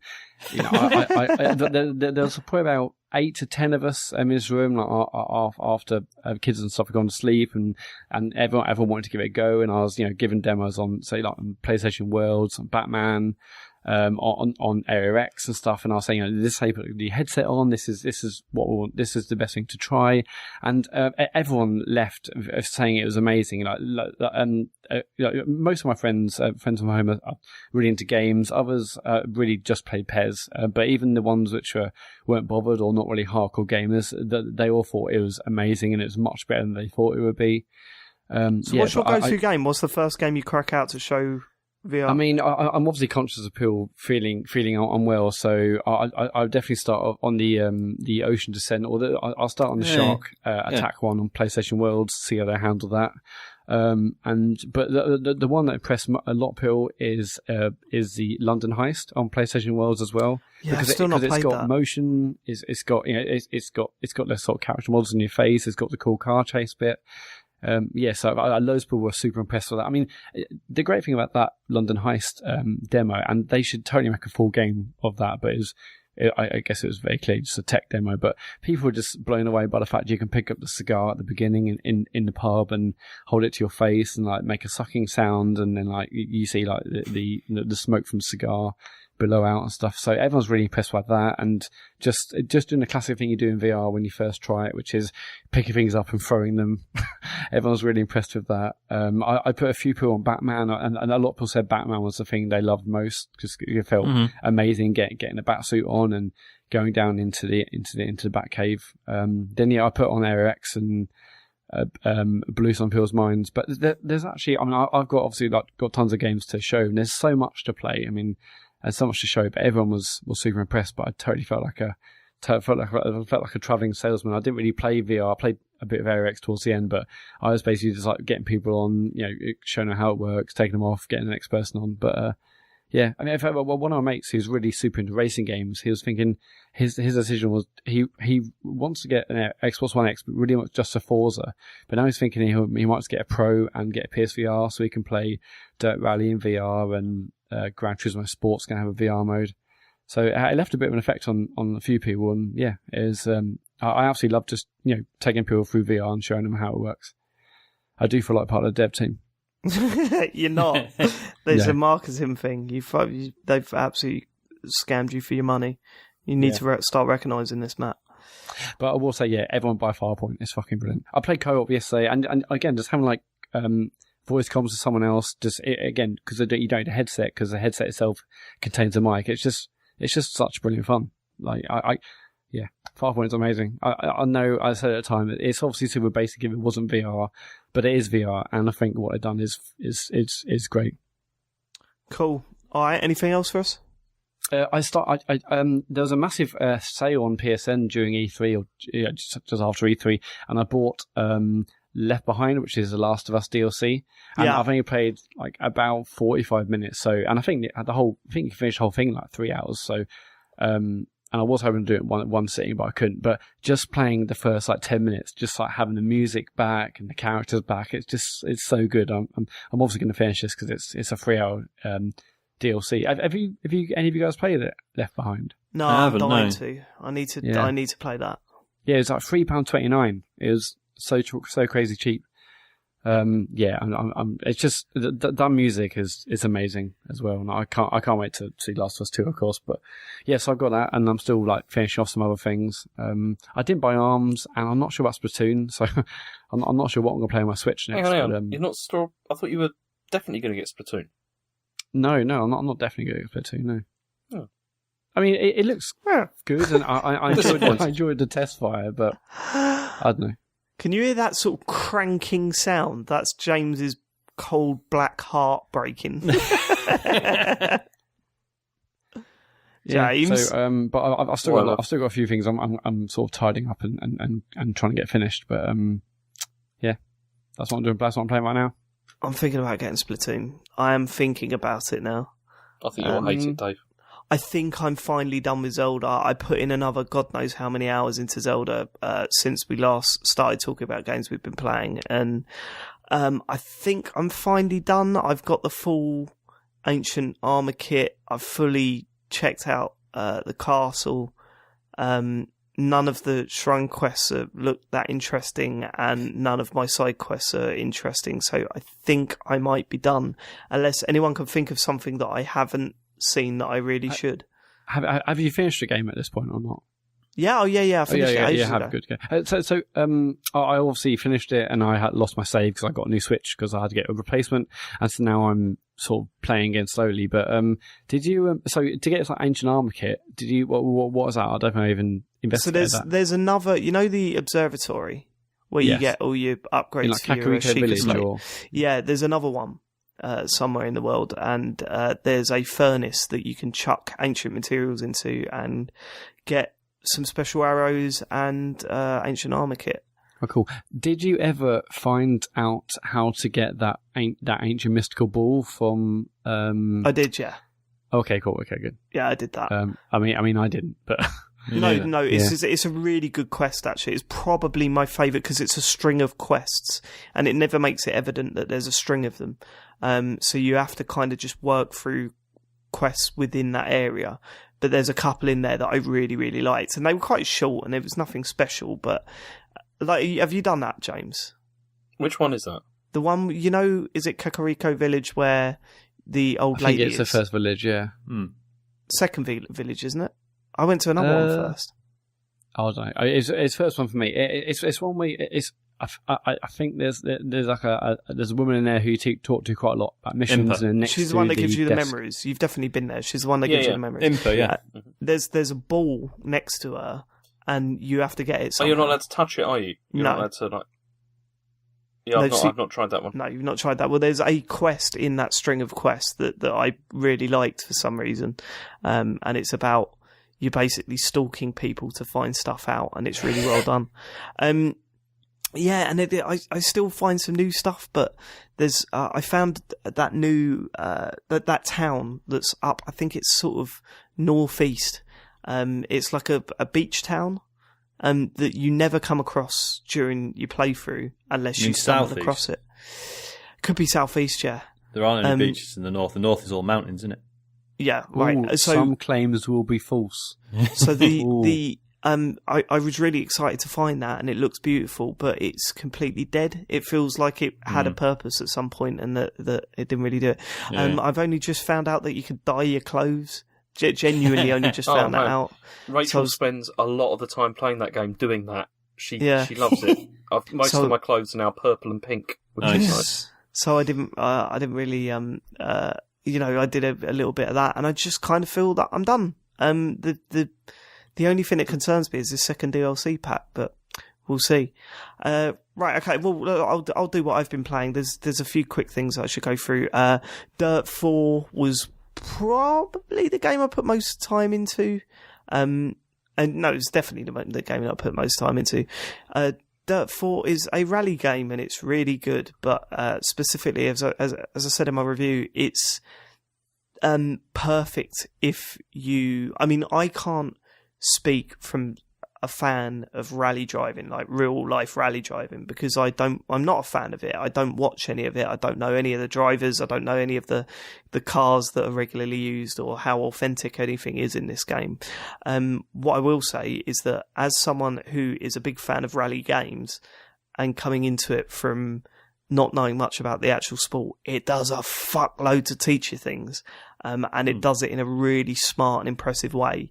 So there's like a driving school, as there usually is with these sort of games, but it even goes into the point, like, so when you boot up the game, it says, do you want to play this as a simulator or do you want to play this as a gamer, is the actual phrase they use, which is a bit cringe, but I can't think of a better way of describing the two settings. So I went gamer, and then they put me through the school, and they even said to the point where it was like, when you're approaching a corner, try not braking when you're turning the corner. Brake beforehand to reduce your speed, then turn, then hit the accelerator. And it's stuff like that you think, that's actually good to know for people that don't play driving games, right? So It sort of spells everything out for you, but it doesn't bang on. It doesn't say, okay, now do this corner 4 times. You know, it just gives you these little hints as you're playing. And then it explains to you what the navigator's shouting to the left of you. So they'll start saying right 6, right 1, and it explains what all that stuff is. And just as you're starting to get the hang of what this guy's saying and understanding what that means and adjusting what you're doing as you're approaching a corner based on what he says and not what you're seeing, it sticks you in a level that's completely full of fog where you can't see like 2 yards in front of you. You know what I mean? You completely can't see what's coming up. So you have to rely on what he's saying. And then once you get through that race, it does one with like corners constantly. So he's just barking it at speed. And you're like, right, now I've got to understand the speed and put everything he's saying in order and acting it out. So it really has this beautiful difficulty curve where it sort of takes you to a point even where you feel really confident to say, okay, I don't need assists on for this. I'll keep them on for these, but I can drop a few assists and you get bonuses for taking assists off. It's just brilliant. I really, really enjoyed my time with it. It doesn't look very good compared to other races that are on the market, especially like Forza Horizon, stuff like that. It looks, a generation apart, but it plays really, really well. It's really fun. There's 4 different types of racing in it. One of them's not quite the motocross. Motocross is excellent. It has this thing where you're going around a racetrack, but there's also a joker lap. So if you've got 5 laps, you've got to take the joker lap at one point, and the joker lap is just like a turning off to one side, and it makes the lap a little bit longer. Sorry? What do you mean turning off to one side? They call it a joker lap. So you're driving along, and there's a turning, say, to the left-hand side down one of the straights where there's like green bollards up, and you've got to go through that. So you go kind of going off the track onto a longer version of that track and come back on. And what they say is that you can do your joker lap at any point during the race, but you've got to do it before the race is finished. So you've got to decide, do I duck out really early and then try and spend the race catching up to the point where when other people have to take it, they end up behind you? Or do you try and get like a little bit of gap between you and the rest of the pack, and then take that joker lap and stuff? It's quite good. It added something to the racing. So, because, when you play F1 games, you're supposed to pit and stuff because that's a big part of F1 racing. You never fucking do because it's a computer game. You don't give a shit.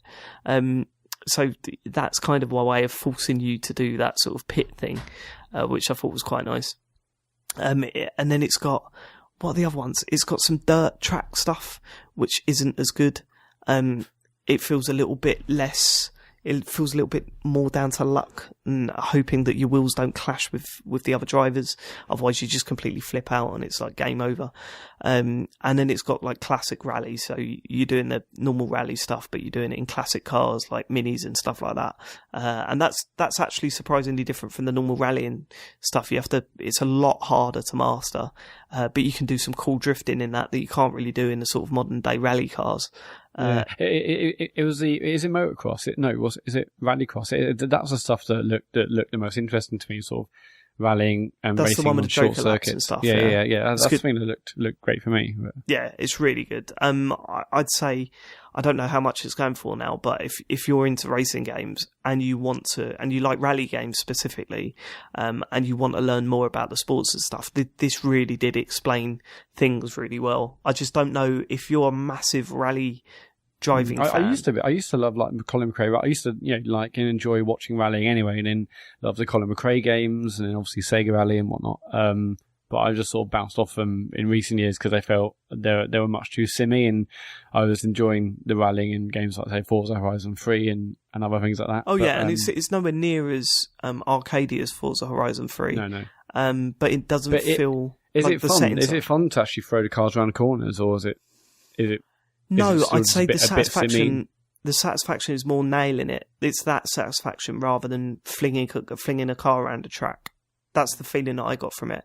To be able to control my braking and stuff approaching corners felt really satisfying rather than, the likes of Trackmania or Forza Horizon stuff where you're just flinging a motor around a corner. But yeah, good game, worth picking up. I've also played Next Machina, the twin-stick shooter for the PS4. Oh my god, that game is just off the charts good. It's so good. It looks incredible. It runs... I can't tell you how much I appreciate how good that game runs. Like, it feels so smooth, and there's so much happening on screen. I said that one twin-stick shooter that I will always go back to is Geometry Wars Evolved. That's almost perfection for me. This is probably knocking that off that list. It's full of like secrets and interesting ways to get your point systems up. It's got its own sort of in-game achievements, which sort of mimic what was so good about Geometry Wars Evolved. It's a twin-stick shooter. You're playing as a robot. You're shooting loads of like these alien monsters thing, and you've got like a dash button to sort of get you out of danger. You become invincible for a little bit, and you dash in whatever direction you're pointing at. And there's like loads of power-ups. There's special weapons and loads of little power-ups that you can pick up throughout the thing. There's humans scattered everywhere, and you have to save them. The quicker you save them, the more your multiply goes up. There's also secret humans around that dashed around the levels. So you have to try and find them. So in like further runs, you can up your score quicker. And secret exits to bonus levels and stuff like that. If you like arcade shooters, right? It doesn't have to be twin-stick shooters that you're in love with, but if you like arcade shooters, there is no better game to buy at the moment on any console. Next Machina is fucking incredible, and you should absolutely pick that up. It's so much fun, and it's made by the guys that made Resogun, and it's got a lot of similarities with that game. One of the criticisms I have with Resogun is that it really didn't explain itself too well. So like you didn't really know what was going on. This does the same thing, but it makes it more obvious about what you need to do to get your scores higher. And once it all starts clicking, man, it is. The other game I compared it to is Doom. Like it is very Doom. You know, the enemies are so varied. They do different things. They've got different tasks, and they attack in different ways. And you prioritize each enemy whichever way you want, and you work to that. And you start picking up weapons that you favour over others. So you start, plotting out in your head how you're going to take a stage down. Fucking incredible. Next Machina is properly superb. Can't recommend that enough. And finally, Toby the Secret Mine. So this is what I'm excited to hear about. I had no idea. It came out on Windows on Steam in 2015, and it's been out on Xbox, but it's only just come out on PS4, and that was the version that I played. You take one look at a screenshot of this, and you will know exactly what the game is, and you'll probably think, "Oh, I wonder what it does different." It doesn't do anything different. It's Limbo.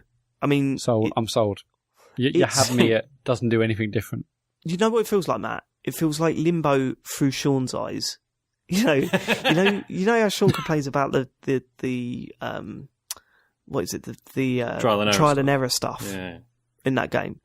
This is off the charts with that. Like, it's ridiculous. You'd be walking along and things just pop up from the ground and kill you. And not only that, they pop up from the ground and lean one way or the other. So you've got to remember which way they're leaning to avoid them next time you walk over it. So it's not just a case of, okay, I'm not supposed to be on the ground here. Let me give you an example of a puzzle that really fucked me off. You walk along, you jump up this like sort of ledge thing, and there's a light shining through the trees. If you enter that light, arrows fly down from the trees and kill you, right? And you're thinking, okay, so what am I supposed to do here? How can I avoid the light? What am I supposed to do to avoid the light and make sure there's nothing, what's going to stop these arrows? Nothing. I tried everything. The arrows just kept falling down. So then I thought, right, okay, remember that the pattern of the arrows, and there was a gap near the light where the arrows come down and I wouldn't be hit. So I went into the light, dashed into that area. The arrows fell all around me. The Toby just dropped dead. Like, he wasn't hit by an arrow, just dropped dead. Because that's he's supposed to die in that situation. The solution to that puzzle was going back, noticing that one of the, it makes a slight creaking sound when you go over a panel, jumping up, and you break through the panel and walk onto a tunnel underneath it. I was just and what makes it worse is the checkpoint after you die from the arrows is after that panel. So it's not like you're constantly walking over this different sound effects. You do it once, forget about it because you're respawning after it. And then just out of sheer, I don't know what to do, I'm just going to walk back to see if I've missed something. That's when you find it. It's not a puzzle. It's the developer going, what number have I thinking from 1 to 10? I don't know, 6? No, 8. Oh, right, okay, 8. Okay, I'll pick 8 then. Correct. It's really bad. It's not a fun experience. And it's about 3 hours long, and the last level is an insult. It's an absolute insult. It's so full of random deaths based on grenades bouncing off things randomly. It's a total mess of a game. I hated it. I really hated it. The only saving grace is that it does this thing halfway through. There are a few decent ideas in it, but not many. But one of the things that it does is that there's a snow level, and imagine an inverse of Limbo, where everything's bright white instead of black. Okay. And it's really affecting because you've played this Limbo style game for a while, and then all of a sudden it's the complete opposite. And I thought that was really good, but that bit lasts literally about 5 minutes, and I'm just thinking, make the whole game like this at least to sort of set yourself aside from Limbo, because otherwise it looks like you're just copying it. It's got massive rotating razor blades. It's got other characters like you being captured and taken away from you. It's people in cages. It's ridiculous. The game's there's being inspired by a game, and then there's the feeling that I get from playing this is that the developers played Limbo and thought, we could do better than this. And they can't. They just can't. What, Dave? Have they done anything else, or is it just this? I do not know, to be honest with you. I don't know. They've done another game. It's called Outside. You won't believe what it's like. Yeah, not a good game. Don't buy that one. So yeah, there have been other games, but I'll save it. I'll do my hour-long spins.io chat next week, all over that game. Sean, you're up. So I've been playing Neon Chrome, which that is the most Sean title. I've said that about 50 billion titles, but the title's bad, and it's the game is good. Well, hang on. Let me finish, James. Getting to that. Spoilers. I'm generally up for really generic cyberpunk stuff, but this is really generic cyberpunk stuff. It's totally. It's the future, and corporations control everything, and here's a really tall tower, loads of people in it, and you're fighting your way up. All right, fine, whatever. So James recommended this, and I initially started playing it on the PS4 and was really enjoying it. It's a roguelike twin stick shooter. So you pick a character, and there's every time you sort of do a run, there'll be a couple of different ones to choose from. You can spend money to sort of upgrade your stuff before you go in, and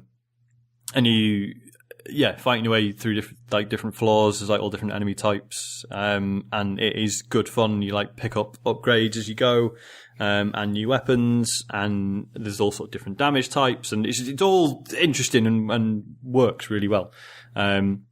Like it's just proper good fun. And then James mentioned like, oh yeah, it's on the Vita as well. So I was like, oh fuck, that's amazing. Like fuck the PS4 version. Like I can play this on the toilet. That'd be perfect.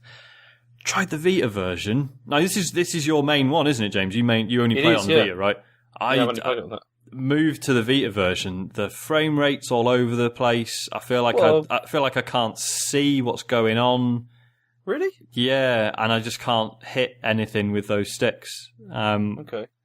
So See, I don't have any problem with that. I mean, the frame rate I found only became a problem towards the end of the game. I didn't in the beginning it seemed okay. Yeah. But controllers I thought was okay. Yeah. I mean, maybe I know you spend a lot of time on the Vita. Maybe just more used to the sticks than I am. I mean, have you played the PS4 version of this? No, I haven't. Maybe stay that way then. Because it might be. But no, so this was a PS Plus freebie, and if it wasn't for James recommending it, I probably wouldn't have even bothered. But I'm glad I did. Like it is proper good fun. It's one of those ones, isn't it, where you look at it and you're just like, oh, it looks proper generic, not that great. But actually, I was pleasantly surprised by it. Yeah. Just really finely tuned, just really enjoyable. Yeah.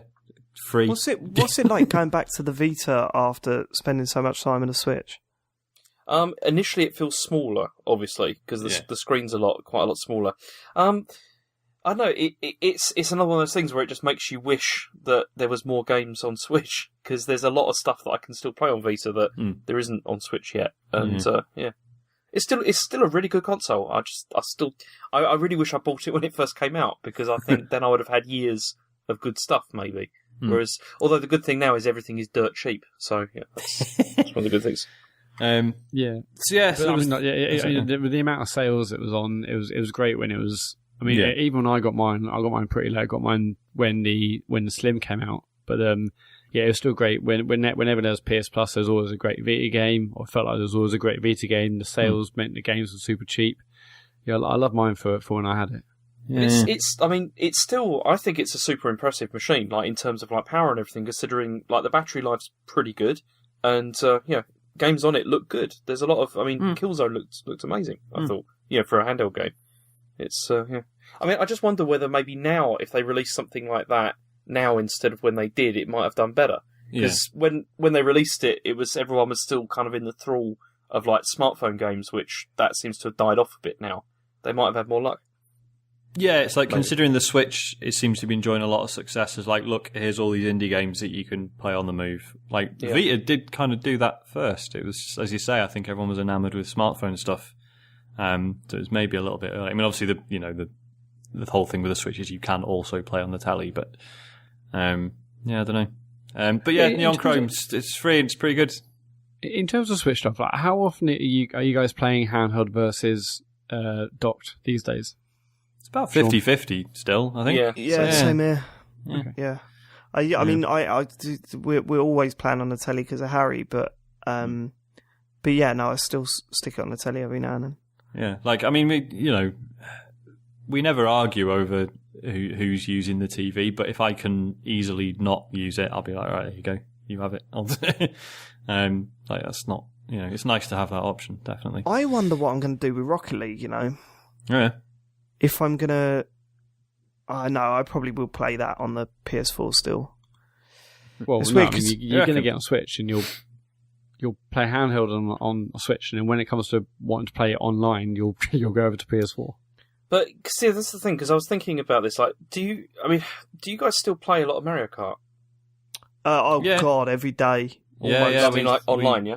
Yeah. No. I told you before. I never really played Mario Kart online. It was always the single player style because it's always local multiplayer for me. Just playing with Harry.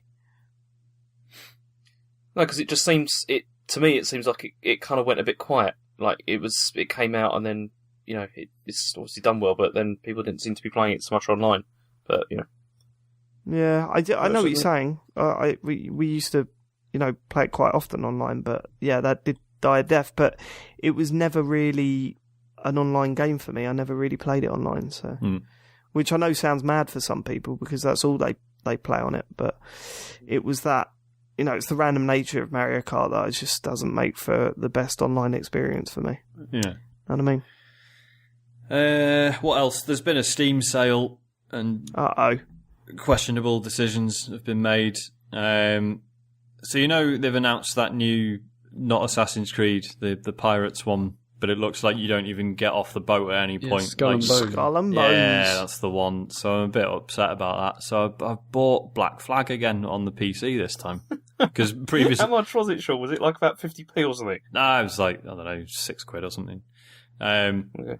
And because I've got the Wii U version, which, not the most stable frame rate. Looks pretty good for a Wii U game, but, it's fine. But I remember, like, in terms of specifics, I've remembered very little of it. I was like, yeah, do you know what? I'll play that again in fancy graphics.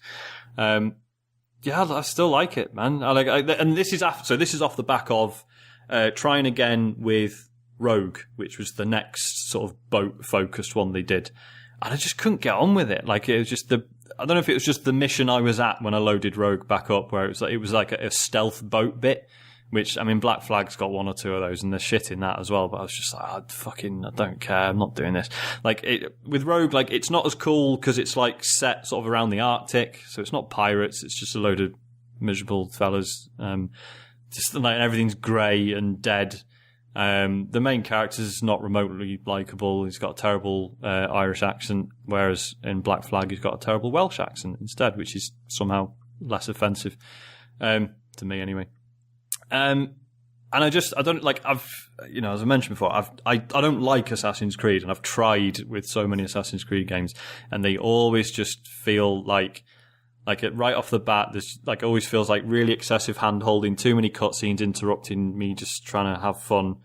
And there's plenty to do, but it always just feels like a fucking tedious checklist. Whereas, for whatever reason, possibly because it dials down the actual assassin stuff in favour of pirate stuff, feels like an actual playground, like an actual, it's an area full of opportunities of things to do rather than things I feel like I have to do. If that makes sense. I don't know. I like the tone of it, and it's enough to allow me to get on board with the things that presumably everyone else enjoys about the other Assassin's Creed games. But what's the mixture between boat stuff and non-boat stuff? I mean, you start off, like, obviously it takes a while before you get your own boat, but even then it, like, gives you the opportunity to, like, fuck around with other people's and sail about, and, like, it immediately starts off with, like, you're having a fight with other boats. And then there's, like, a bit where you chase a man. Like, the story is really weird. Like, the way it starts is you assassinate an assassin, right? Who, as far as you're concerned, just is an assassin. And I'm like, hang on, assassins are the good guys, what's going on here? But then it turns out he was going to betray, like, he was betraying the assassins, so he was a bad assassin. But then it turns out you are actually a descendant of an assassin, so you are an assassin. And it's like, yeah, but that doesn't get him off the hook for killing someone in cold blood who he thought was an assassin. That sounds like way too many twists. It's like the fact that he turned out to be a bad one doesn't. Like, that's not. I don't know. I just find that really odd. You put morals into a Ubisoft game there. You should just drop it. Exactly. I like it. I'm just looking forward to playing more of it again. James, did you play Black Flag? Because I know that you're a bit of an Assassin's Creed fan. Well, as I said, I am an Assassin's Creed fan who's only ever played 3 of the games, but I own them all. Like, pretty much. Actually, that's me. I fucking hate them, and yet I own most of them. What's that about? Yeah. The last one I played Brotherhood, which was brilliant. I really actually liked that a lot. And then I started playing Revelations and got bored, and then I never went back to it. But then in between, they always have those sales where they cost like a couple of quid. I mean, like I said, I got Unity for 79p, and it's like, yeah, that's all right. I mean, that's the problem. Is like, because they get so cheap in the PC sales, and I think, do you know what? Like, if nothing else, I'll pay £3 to walk around the city. Because they're always like impeccably done on that level, if nothing else. But even then, usually, like, the opening cinematics usually wind me up. But, but Black Flag is the only one I've fully got into. Like, and I still really like the multiplayer in the games that have it. Unity binned it, and it had co-op, didn't it? But yeah, no one knows. No one plays the multiplayer anymore, as far as I'm aware. Yeah, the multiplayer always sounded brilliant. The fact you can try and blend in and kill each other. Yeah, it's really good fun. Stealth assassins and whatnot. It sounded great. You'd have loved the multiplayer in Splinter Cell, yeah. No, Splinter Cell. Oh yeah, shit, man, never played that. Well, because Assassin's Creed is basically what became of that Splinter Cell demo, wasn't it? Or was it a demo, or was it just like a?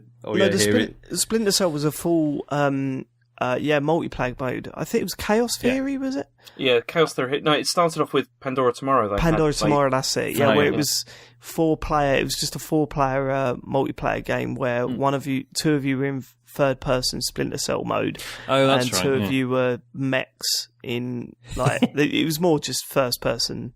Yeah. Like they weren't massive mechs, Yeah. but yeah, turning the light on and off to try and see where people were hiding and stuff. It's so good, and the fact that it connected the microphones if you were like the Splinter Cell guy, and then you went up behind someone and grabbed their neck, it would connect you to that player for voice comms, so you could just like whisper in their ear just as you were snapping their neck. Like, good night, fucko. But no, I was going to say Oh, God, sorry. Sorry, I was going to say the Watch Dogs. You would have liked the Watch Dogs stuff, Matt, because that was you'd just be driving along, and like Dark Souls, you would get invaded, and you quickly had to hide, and you could you hide anywhere, and all of a sudden, like you could jump into a car and then like sink down in the seat, and you'd just be watching this guy like running around everywhere trying to find you. He's like got a time limit to try and find you and shoot you in the head and stuff. It was. The sequel had all that as well. Because a lot of this week Ubisoft said that they're accepting pitches for a new Splinter Cell game. Okay, so I was going to say, because a lot of this came from that aborted Splinter Cell game where Sam Fisher was a tramp, right? And it was all this like social camouflage stuff, and that sort of fed into Assassin's Creed and a bit into Watch Dogs and stuff. And so yeah, it's interesting. Have you seen they're adding like co-op to Watch Dogs 2, by the way? Really? Yeah, they just dropped that out of nowhere today, I think. I'll probably buy that. Be done with that, because I don't think it did that well, did it? Sales-wise. Which is a shame, because it fixed a lot of the things that I hated the sound of about the first one. It was actually a good game. I really enjoyed it. I played, because they did that demo on the PS4 where it was like you got to just play it for 2 hours. That's right, yeah. Enjoyed myself. You Game of the Year, you put that forward for James. Yeah. It was a bad year, 2016. Don't know, tights. Yeah. Right, that's Overwatch, right? Yeah. Last one quickly. Another game I bought because I wanted a racing game where you slide really fast around the corners, and someone, I forget who it was, sorry for listening to this, recommended Split Second. I was like, yeah, that was a fucking good game. Played it. I think I played it on the 360 back in the day, and again, Blur was better. Yeah, I know, but you can't get that on Steam for £3.79 or whatever it was. So again, you didn't go for Juiced then? No, I didn't go. Not this time. No. What is your obsession with Juice? Every episode. Honestly, drink, if you're listening, drink. Ease on the juice. Did they mention it on Glixel once? A Split Second it's a really interesting one to go back to. So, as you may be aware, this was from BlackRock Studio, who made this, and they made Pure, which was the sort of ATV racing game, and that was wicked. And then Disney had a bit of a change of heart and shut them down, and then just made mobile games for a bit. It's really good. It still looks brilliant. Like, compared to, for example, Burnout Paradise, which is still amazing, but visually doesn't look as good as you remember. Like, this still looks really nice. Is Split Second the one where the tracks were changing, or was that Blur? Yes. So it did blow up. Yeah. So you build up energy, power, whatever, by doing drifts or drafting behind people or jumps or whatever. And then once it builds up to like a certain level, you can trigger events on the track, which then ideally bash your opponents about. Sometimes it'll just be like a truck just sort of pulls into the middle of the road and knocks people. Sometimes like things just some barrels explode or whatever. It's weird. Like, that was just cool at the time because it was a bit of a spectacle and it was quite fun. Like, in hindsight, it's very imprecise. Like, it'll flash up Like if your bar's charged up and there are some guys in front of you, a little icon will appear, which is basically press A now, set off a thing, it'll probably hit them. But it just does or doesn't, and it doesn't feel like you have enough control over that. So like in hindsight, it makes like the item system in Mario Kart seem pretty good by comparison. If that feels like a more controllable system. But yeah, just in terms of sheer spectacle and just really fun sliding around as fast as you can and making things blow up. And, if you charge your bar all the way up, you can then trigger these like much bigger events where like a plane fucking crashes into the course and then like changes the layout of the course for the next few laps or whatever. Yeah, really good fun. But is it as fun as Trackmania Turbo? No. Of course not. Game of the year. So good. Yep. So good. Right, let's do some emails and tweets and get out of here. Doing all right for time, man. This is No, relatively it's speaking. This is just do some emails. We've been recording for 2 hours. Yeah, no. Normally we're about 2.5 hours by this point, and it's like, oh, should we just not bother? Should we just go? You're forgetting. The normal shows are about 2 hours long, maybe 2 hours, 10 minutes long. Okay. Yeah, after you edit stuff out. Oh, yeah. Cut the fat out. Oh, it's only racism, half an hour left. Yeah. Go on. Okay, David Baptiste says, 2 questions, taking the piss. Now that Glixel is closing, where will James get his opinions from? Again, as I addressed earlier, I don't know. I mean, I don't know. Next week's show is going to be interesting. Yeah. Yeah. James just sitting there going, That happens He anyway. starts listening to Midnight Resistance and then just starts chatting about wrestling for half an hour. I'm like, fucking shut up. Go on. Question 2, are any of the TCGS watching Twin Peaks? To make it video game related, do any of TCGS have thoughts on the Twin Peaks aping Deadly Premonition or its creator, Swery? No. do you know, Twin Peaks is one of those things that people bang on about it so much, I don't think I'm ever going to be capable of doing. A bit like James with the Titanfall 2 campaign. Yeah. I don't think I'm ever going to be capable of enjoying it. I can't. And it's not Twin Peaks' fault, but... No, it should be more episodes. The episode should be you ruined it for me, David, Titanfall 2. But anyway, I don't want to get Twin back onto that again. Massive Twin Peaks fan David Turner's. That's Twin right. Peaks is brilliant. It sounds like you ruined it for yourself there, to be honest with you, James. I've seen clips of Twin Peaks, and it just looks like, what? It looks like No, you can't film. do that. No, it's really not. I don't want to get into an argument with you about this, because you have no idea what you're talking about.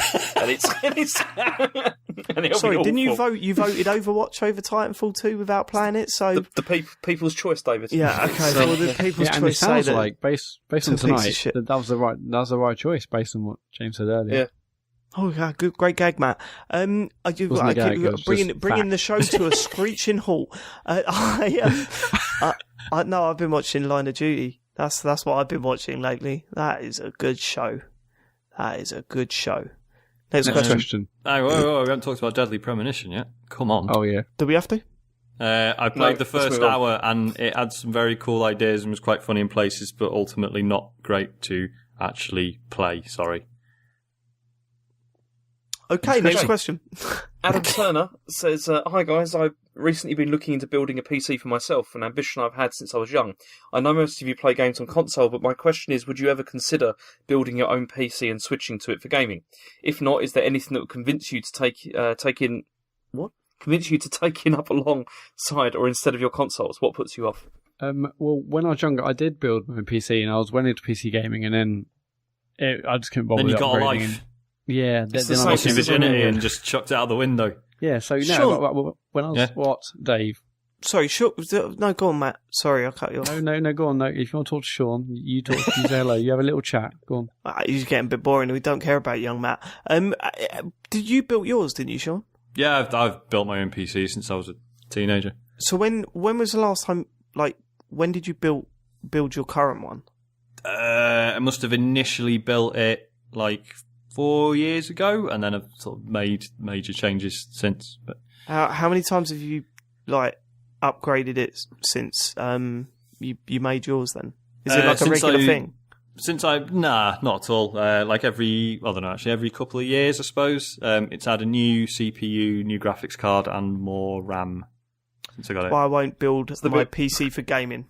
What would you say? It's worth a new pointing out, motherboard like, and a new case. This is partly because it's basically Trigger's broom setup. It's like, I never spent a huge amount on it to begin with. Like, I've always sort of gone for sort of budget setups, which means you just sort of more regularly put slightly better bits in.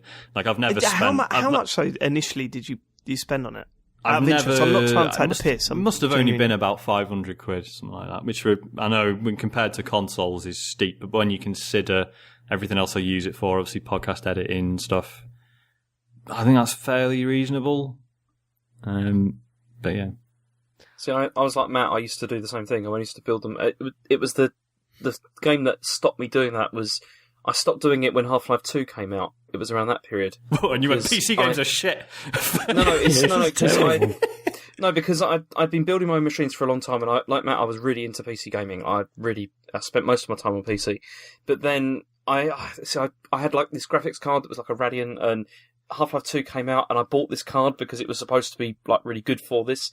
And there was a glitch with it where it was like it used to just stutter all the time, and it was just with this particular card, and it didn't get fixed for ages. And it was at that point I was just like, yeah, forget this. I've just had enough. There's still an element of that, right? Because I am that one guy who really liked Lost Planet 2, and I have the Steam version. And a mate of mine bought it in the Steam sale, and he texted me, he's like, "Yeah, I bought Lost Planet 2. Let's fucking play Lost Planet 2 again." I was like, "Yes, let's do that." Downloaded it again, ran it, don't work. Right, and I must have spent a good half an hour. Like it's all on the, like, you go on the Steam forums. It's like, right, if it's not working, you're on Windows 10, aren't you? Yes, I am. Right, here's what you need to do. You need to like download and install the old version of games for Windows, like the old Xbox Marketplace for PC, and then it works. But you just think like, why is this necessary? B, what the fuck is Steam doing still just selling the game and not actually warning people, oh, by the way, if this is you're playing this on a modern machine, you're going to have to fuck around to even get it to work. That stuff is seemingly okay if you're a PC guy, and I think that is atrocious. The other thing with PC gaming is, I know we never really talked much about the PC gaming show at E3 this year. It was mostly okay, and there was one bit that just made me remember, like, there's this element of, like, the sort of PC culture that fucking does me in. There was like this montage, I think it was after the Intel bit, where this guy was like, oh, we've added more shit into this new processor, it's well good, you should buy it. And then there was like a load of streamers talking about how great the PC is, and this one guy was like, when I'm playing Overwatch and I'm Roflstomping newbies, I need the precision that only a mouse and keyboard can provide. I was like, oh, go fuck yourself, Jesus Christ. Roflstomping. Roflstomping newbies, that's what he does. That's the name of the episode, Roflstomping. I'll tell you what, that may get me back into PC gaming. I want to do some Roflstomping. That sounds really fun. And yeah, just that side of, like, that sort of weird superiority complex is just disgraceful. Don't get me wrong, they probably sneer at the whole Xbox versus PlayStation arguments that go on. Oh, for sure, yeah. For way too long. I used to PC game back when Quaker Team Arena was big, and I played my first online games under a tournament and stuff like that. Midtown Madness 2, and then I remember I just didn't play console games for ages. I can't remember if the timeline's right. I think it is. And then I got an N64, and I was like, this is just so easy to use.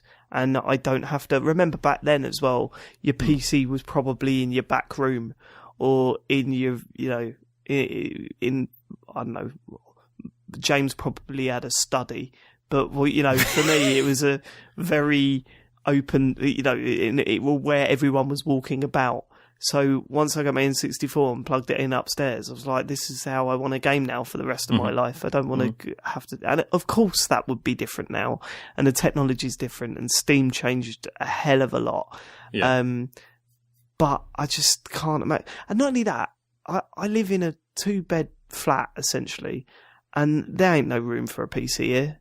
It's just not. Put it on the TV. Yeah, we can plug it into the TV. Like, I am lucky in that my living room's big enough to fit the PC in, and like the sort of normal TV and consoles setup, because like last house we lived in, like I had my PC upstairs, and then I was like, do you know what? I'm gonna stick it in the living room because I really hate that thing of like, all right, love, I'm off to play a game now. Bye. Like I find that really weird now. Like just to sort of leave my wife and be like, I'm going to do my hobby now. I'm going to seal myself away in the spare bedroom. That to me feels really weird now. Like we'd much rather like do that stuff in the same room. Even, obviously she's not necessarily engaged with it, but it's just nicer just not having to disappear to do that stuff. But again, that's part of this, it's sort of slowly becoming more acceptable, certainly more common to have a PC in the living room. And, with the advent of Steam Big Picture mode, which is really nice, by the way, and probably my favourite interface, like more so than the PS4 dashboard or whatever. So that's a thing that's been like a slow shift, and more and more PC games having controller support as well. Like I don't think I would still play PC games if they all required me to sit at a desk with a keyboard and mouse. Like I only really play PC games that I can play with a controller on a couch. So, but I've just got no interest. It just seems like too much effort. I'd rather just stick. And it is. Like, although it's still saying that, it's not that simple on consoles anymore. The amount of times I've sat down with a mate and said, okay, should we play some Rocket League? Yeah, fine. Oh, there's an update. Yeah. Okay, now it's initiating, now it's installing, and it's like, God. The antidote to that has been the Switch, hasn't it? Like, the speed at which you can get into a game on that is ridiculous. And like I've said before, I've got like fun little indie games on the PC, but I'm just like, but it'll take me as long to fucking turn the thing on. Like, it's... When you press the on button, it's like, oh, Jesus. So, yeah. Don't know, it's a weird time for the PC, I think. Well, they made that big push to try and bring these Steam boxes out, and that went quiet very quickly. That's not really worked, has it? Yeah. I mean, they're all well expensive. Yeah. Like, if you want to compete with consoles, they've got to be, like, at least nearly the same price. That's part of the reason why I like the whole Xbox S and X and the PS4 and PS4 Pro decision. It's kind of like, I know you're saying, we're not getting a new generation of consoles, but at the same time, you want the power, you got the option there to spend more money and get a more powerful console. But you don't have to. You could just get the older one. It plays all the games still, but just not as... Yeah, it's just like the Mega Drive and the 32X. You didn't have to buy it. It's exactly the same as that. It's exactly the same. Okay, next question. Strangely, this kind of goes into the same conversation. So this is from John. He says, "Evening all. It seems to me that Xbox and PlayStation are in an arms race to build a mid-level, well-priced gaming PC for the masses. Xbox look like they have a clearer strategy with the backwards compatibility model, helping people build a cross-generational library. Why do you think Sony refused to engage in a similar way? Aside from the stock answer, they are winning. As a side note, I love that with the Switch, Nintendo has shown there is a market for a genuine console experience, which isn't just PC Lite." That's it. That's from John. I think they put their eggs in one basket, and that was streamed games. And I do think they're regretting it a bit. I could be wrong because they are winning, as you say, but I think they focus so strongly on game streaming as a service that they fell behind with that whole backwards compatible and building up the library stuff. How is PlayStation now going? Is it still... I mean, it is obviously still going, but do they add new stuff all the time, or is it stagnant? What was weird was that they changed it, didn't they? So the initial idea was, hey, you don't need a PlayStation to play PlayStation games. You can play it on your telly. And then they changed everything so that you can't do that anymore.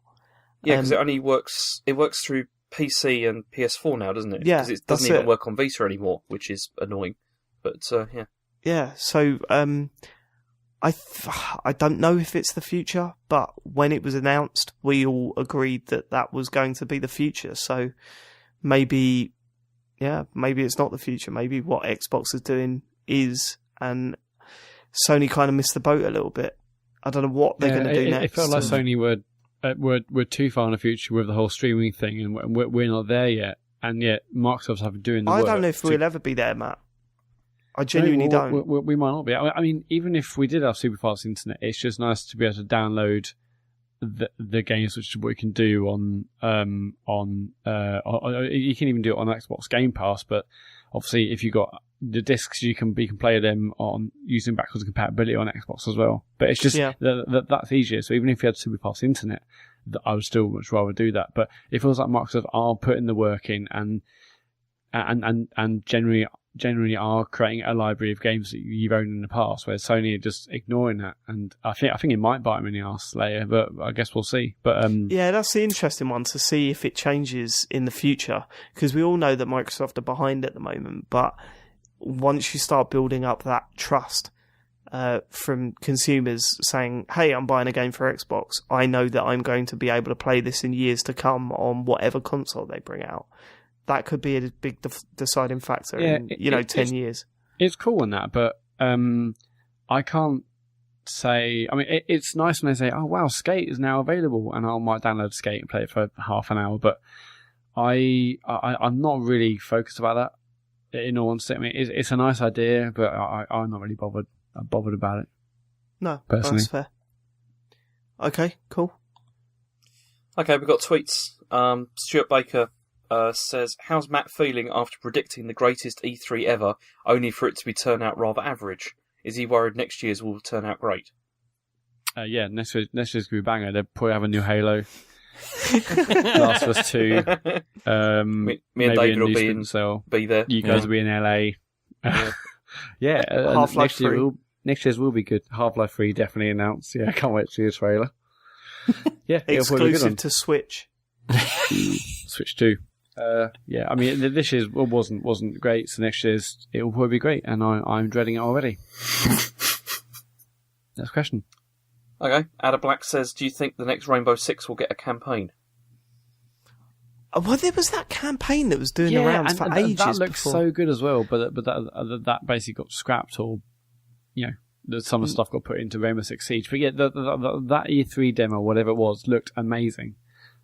Which was obviously heavily, bullshit. Like even if you go back and look at I think I've mentioned it before, but if you go back and look at the Rainbow Six Siege.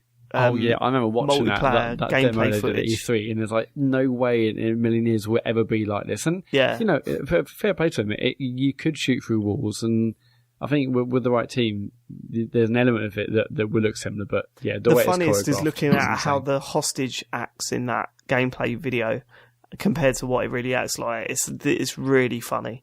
What a huge downgrade. But who cares? I'm going to say yes. Next question. Okay. Capone says, "E3 2018 predictions?" Question mark. Well, I'm glad you've asked, Capone. Let's move on. Next week. Okay. Lee Griggs says, "Any podcast recommendations, please?" Oh no. Do they have to be games ones? He doesn't specify. Well, I'd like some of those. We've done this recently, haven't we? Have we? Yeah, I think so. Criminal, I said you should definitely download that as an excellent podcast. Genuinely, just bite-sized 30-minute stories involving crime, and it's not a mystery. It's not a running, story. It's just little bite-sized stories about a crime, and some of them are absolutely unbelievable, and they're just so good. Criminal is well worth listening to. Going back and listening to them. There's not been a duffer really. Well, there's been one, but some people like it. A dog. Yeah, I didn't really get on with that. The other one is the Russell Brand on Radio X podcast. Is genuinely one of the funniest things I've ever heard. It's up there with the Ricky Gervais podcasts. At the moment, the one that I listened to today from Sunday was just incredible. It was I had to pause it 4 or 5 times because I was like laughing too hard.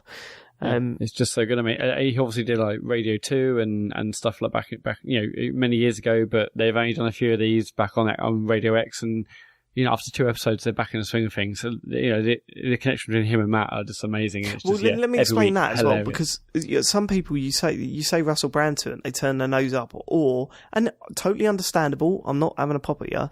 Like, I don't like Russell Brand's stand-up comedy. I don't like Russell Brand on telly. I don't like it when he goes off on one of those political rants. That's why the radio show is so good, because he's got a long running mate with him that he does the show with, who constantly digs him out for his bullshit. Constantly. That's what makes it so good. Matt Morgan is the best. Yeah. And they've been talking video games a lot recently. Yeah. It seems they every had week now they're chatting about. They had the voice actor who did Geralt's voice from on the Witcher games. They had him on. Yeah, they're talking about the Assassin's Creed games. They got him to say in Geralt's voice, "My Willie just did a burp." Yeah. It's quite funny. They've been talking about Black Flag for a while this week. Oh, yeah. Sean, so you should be all over that. Oh, have they? Okay, I haven't listened to all of it this week, but yeah. I'm listening to My Dad Wrote a Porno still. Series 1 wasn't incredible, but it's brilliant every single week now, so it's well worth listening to. I really fell off of that hard. Yeah, you should get back on it. It's every week it's amazing, and I'm definitely having to pause it to laugh, because it's just so ridiculous.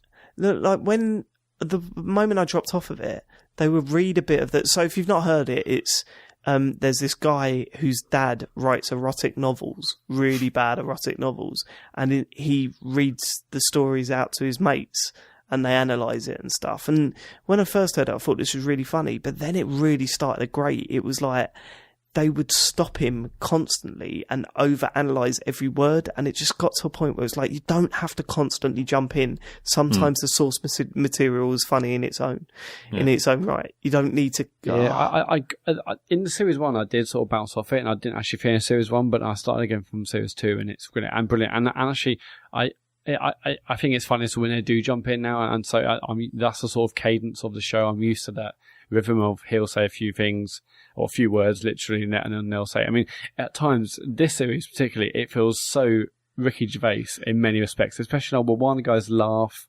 And the way they'll like the laugh will burst out of one of them, and they'll be like, "Fuck off!" It just sounds exactly like Gervais did on say like the XFM shows and stuff. Talking to Cole Pilkington. I think it's well worth listening to. You're still listening to it, aren't you, James? Yeah. I'm still listening to it. It's good. It's good. Yeah. Well, good. I like a couple of obvious ones. 99% Invisible, which is just about design, which ends up being like a really broad subject. They sometimes mention computer games. I know you like those, but they do it in a really good way. Like it's never like, hey, this is the computer games episode. Did you know games are worth billions of dollars? $1 billion industry. Yeah. It's none of that. It's just like, here's an episode about Kowloon Walled City and how weird that was, and oh, by the way, they recreated it in a Call of Duty game. Here's the guys who did that. Let's chat with them. Or there's an episode about how when you're watching, a playback of a sports game. There you go. That's the term. How a lot of the sound effects are put in afterwards, like they're made up. And then again, they're like, right, and let's talk to some of the people who do the sound design for the Madden games, because they have to do that, and the sort of techniques they use. So that they sort of fold those things in really nicely without it being like, like I said, that sort of patronising, hello, it is the video games episode. That's cool. What else? Imaginary Worlds, that's just about nerd shit. Again, games come up occasionally, but there's all sorts of stuff in there. The Allusionist with an A, it's all about language and stuff. Pretty interesting. Once listened to a load of that when I had a water infection. I was off my face on painkillers in the bath. Good time. Song Exploder. Did you have to be off your face to enjoy it? Or? No, it's weird. Like, I associate listening to that with like my recovery now. So it just makes me feel good to listen to it. Song Exploder is fascinating if you like music. It's just interviews with musicians or composers or whatever, just talking about how they composed or recorded their songs and sort of breaking things down really nicely. That's really interesting. And the KCRW Good Food Show, which is just a really interesting podcast about food. Each of these games, definitely. Obviously, Resident Evil 4 has had a few re-releases since then, so so Cane and Rinse at half speed is a recommended. Chat very good's good. IGN UK podcast. I'm getting bang into that. I can't believe it's taken me that long to listen to, but yeah, it's good. Don't help them out. They don't need it.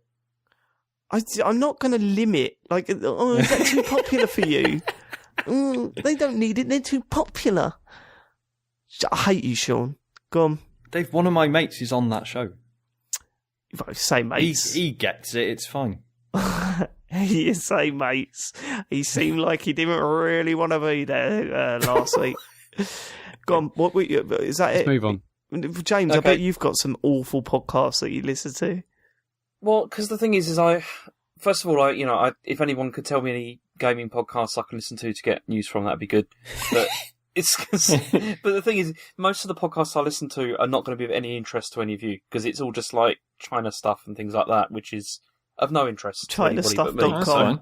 If you want to check that I out. had a good few weeks on the Chinese history podcast, the one you recommended. Don't try It's and good. relate, Sean. Always try to relate with anyone unless they like football. Go on. Okay, next let's one. do one more. Last one. Okay. you You know always he do hates this to that. me, and then I've got to do something. He It's has a really breakdown. annoying. He has a total breakdown. Listen to that bit again at half speed, and you can hear him having a total breakdown as I say that. Go on. See, the thing is, do I choose one where I can't pronounce the name? but Why the do you question's always good? have to ask Well- me? Why can't you I just don't know. take the initiative? Okay. Rimalapatar. Sorry, James, are you casting a spell there? I can't pronounce the name. Say When that reviewing again. a game. Say that again. when- Say no, that name again. No, okay. Rimalapatar. There you go. Rimalapatar. There you go. I don't know. When reviewing a game, stuck in a bit. Oh no, this is the thing. We get into that time of the night again, where it's all going horribly wrong. It's okay. It's remember the laptop. I should have gone for Shimmy Hill. It's easy to read. Anyway, when reviewing a game and stuck in a bit, how do you know whether it's broken or just super hard or you suck at it? Usually, Go on. usually you're in touch with a dev and you could just say, is it supposed to be like that? And for Toby and the Secret Mind, just as I was entering a bit of the game, I had an email from the dev saying, people have been pointing out this problem and it is a problem. Here's a way around it. And it was shocking. Like, the glitch was hilarious. Hopefully they haven't patched it. I'm going to get some footage and send it to you guys. But you got to see it. It's so funny.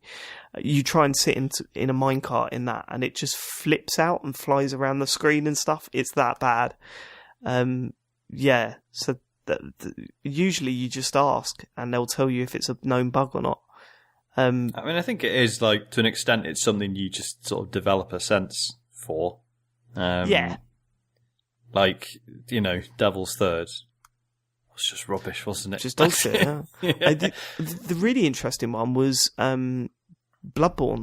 Before that came out, there was a day one patch that fixed it, but before it came out, if you left the game on standby for a certain amount of time and went back to it, some of the bosses forgot a lot of their attacks. So that's right. There was a lot of people saying Bloodborne is piss easy, and I'm going, what? No, it's not.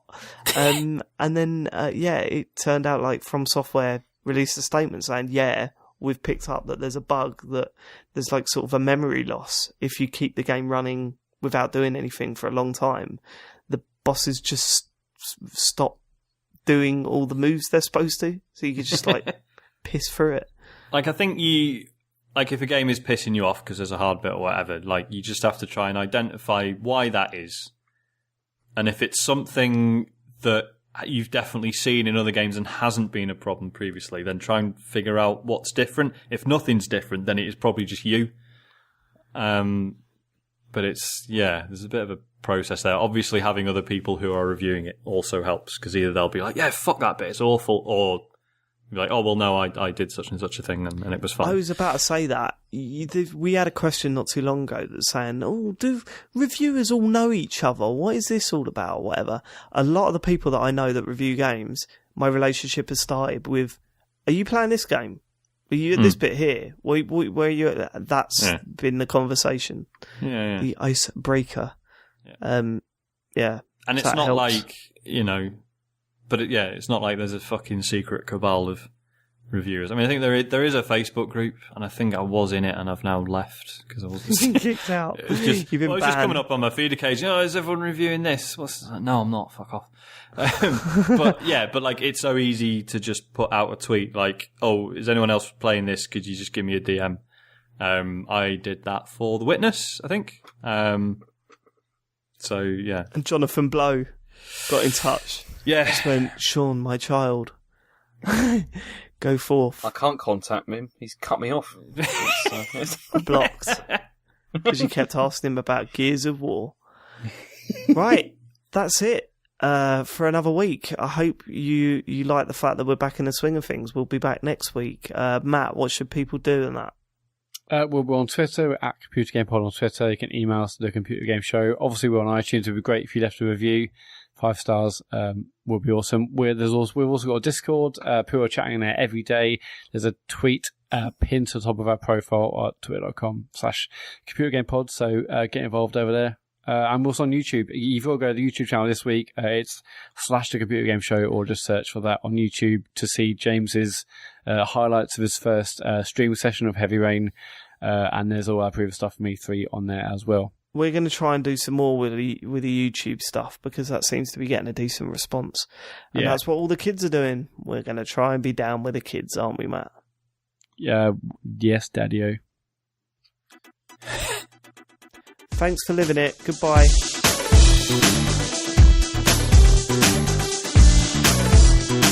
Dave, Yeah. that whole thing with Heavy Rain, right?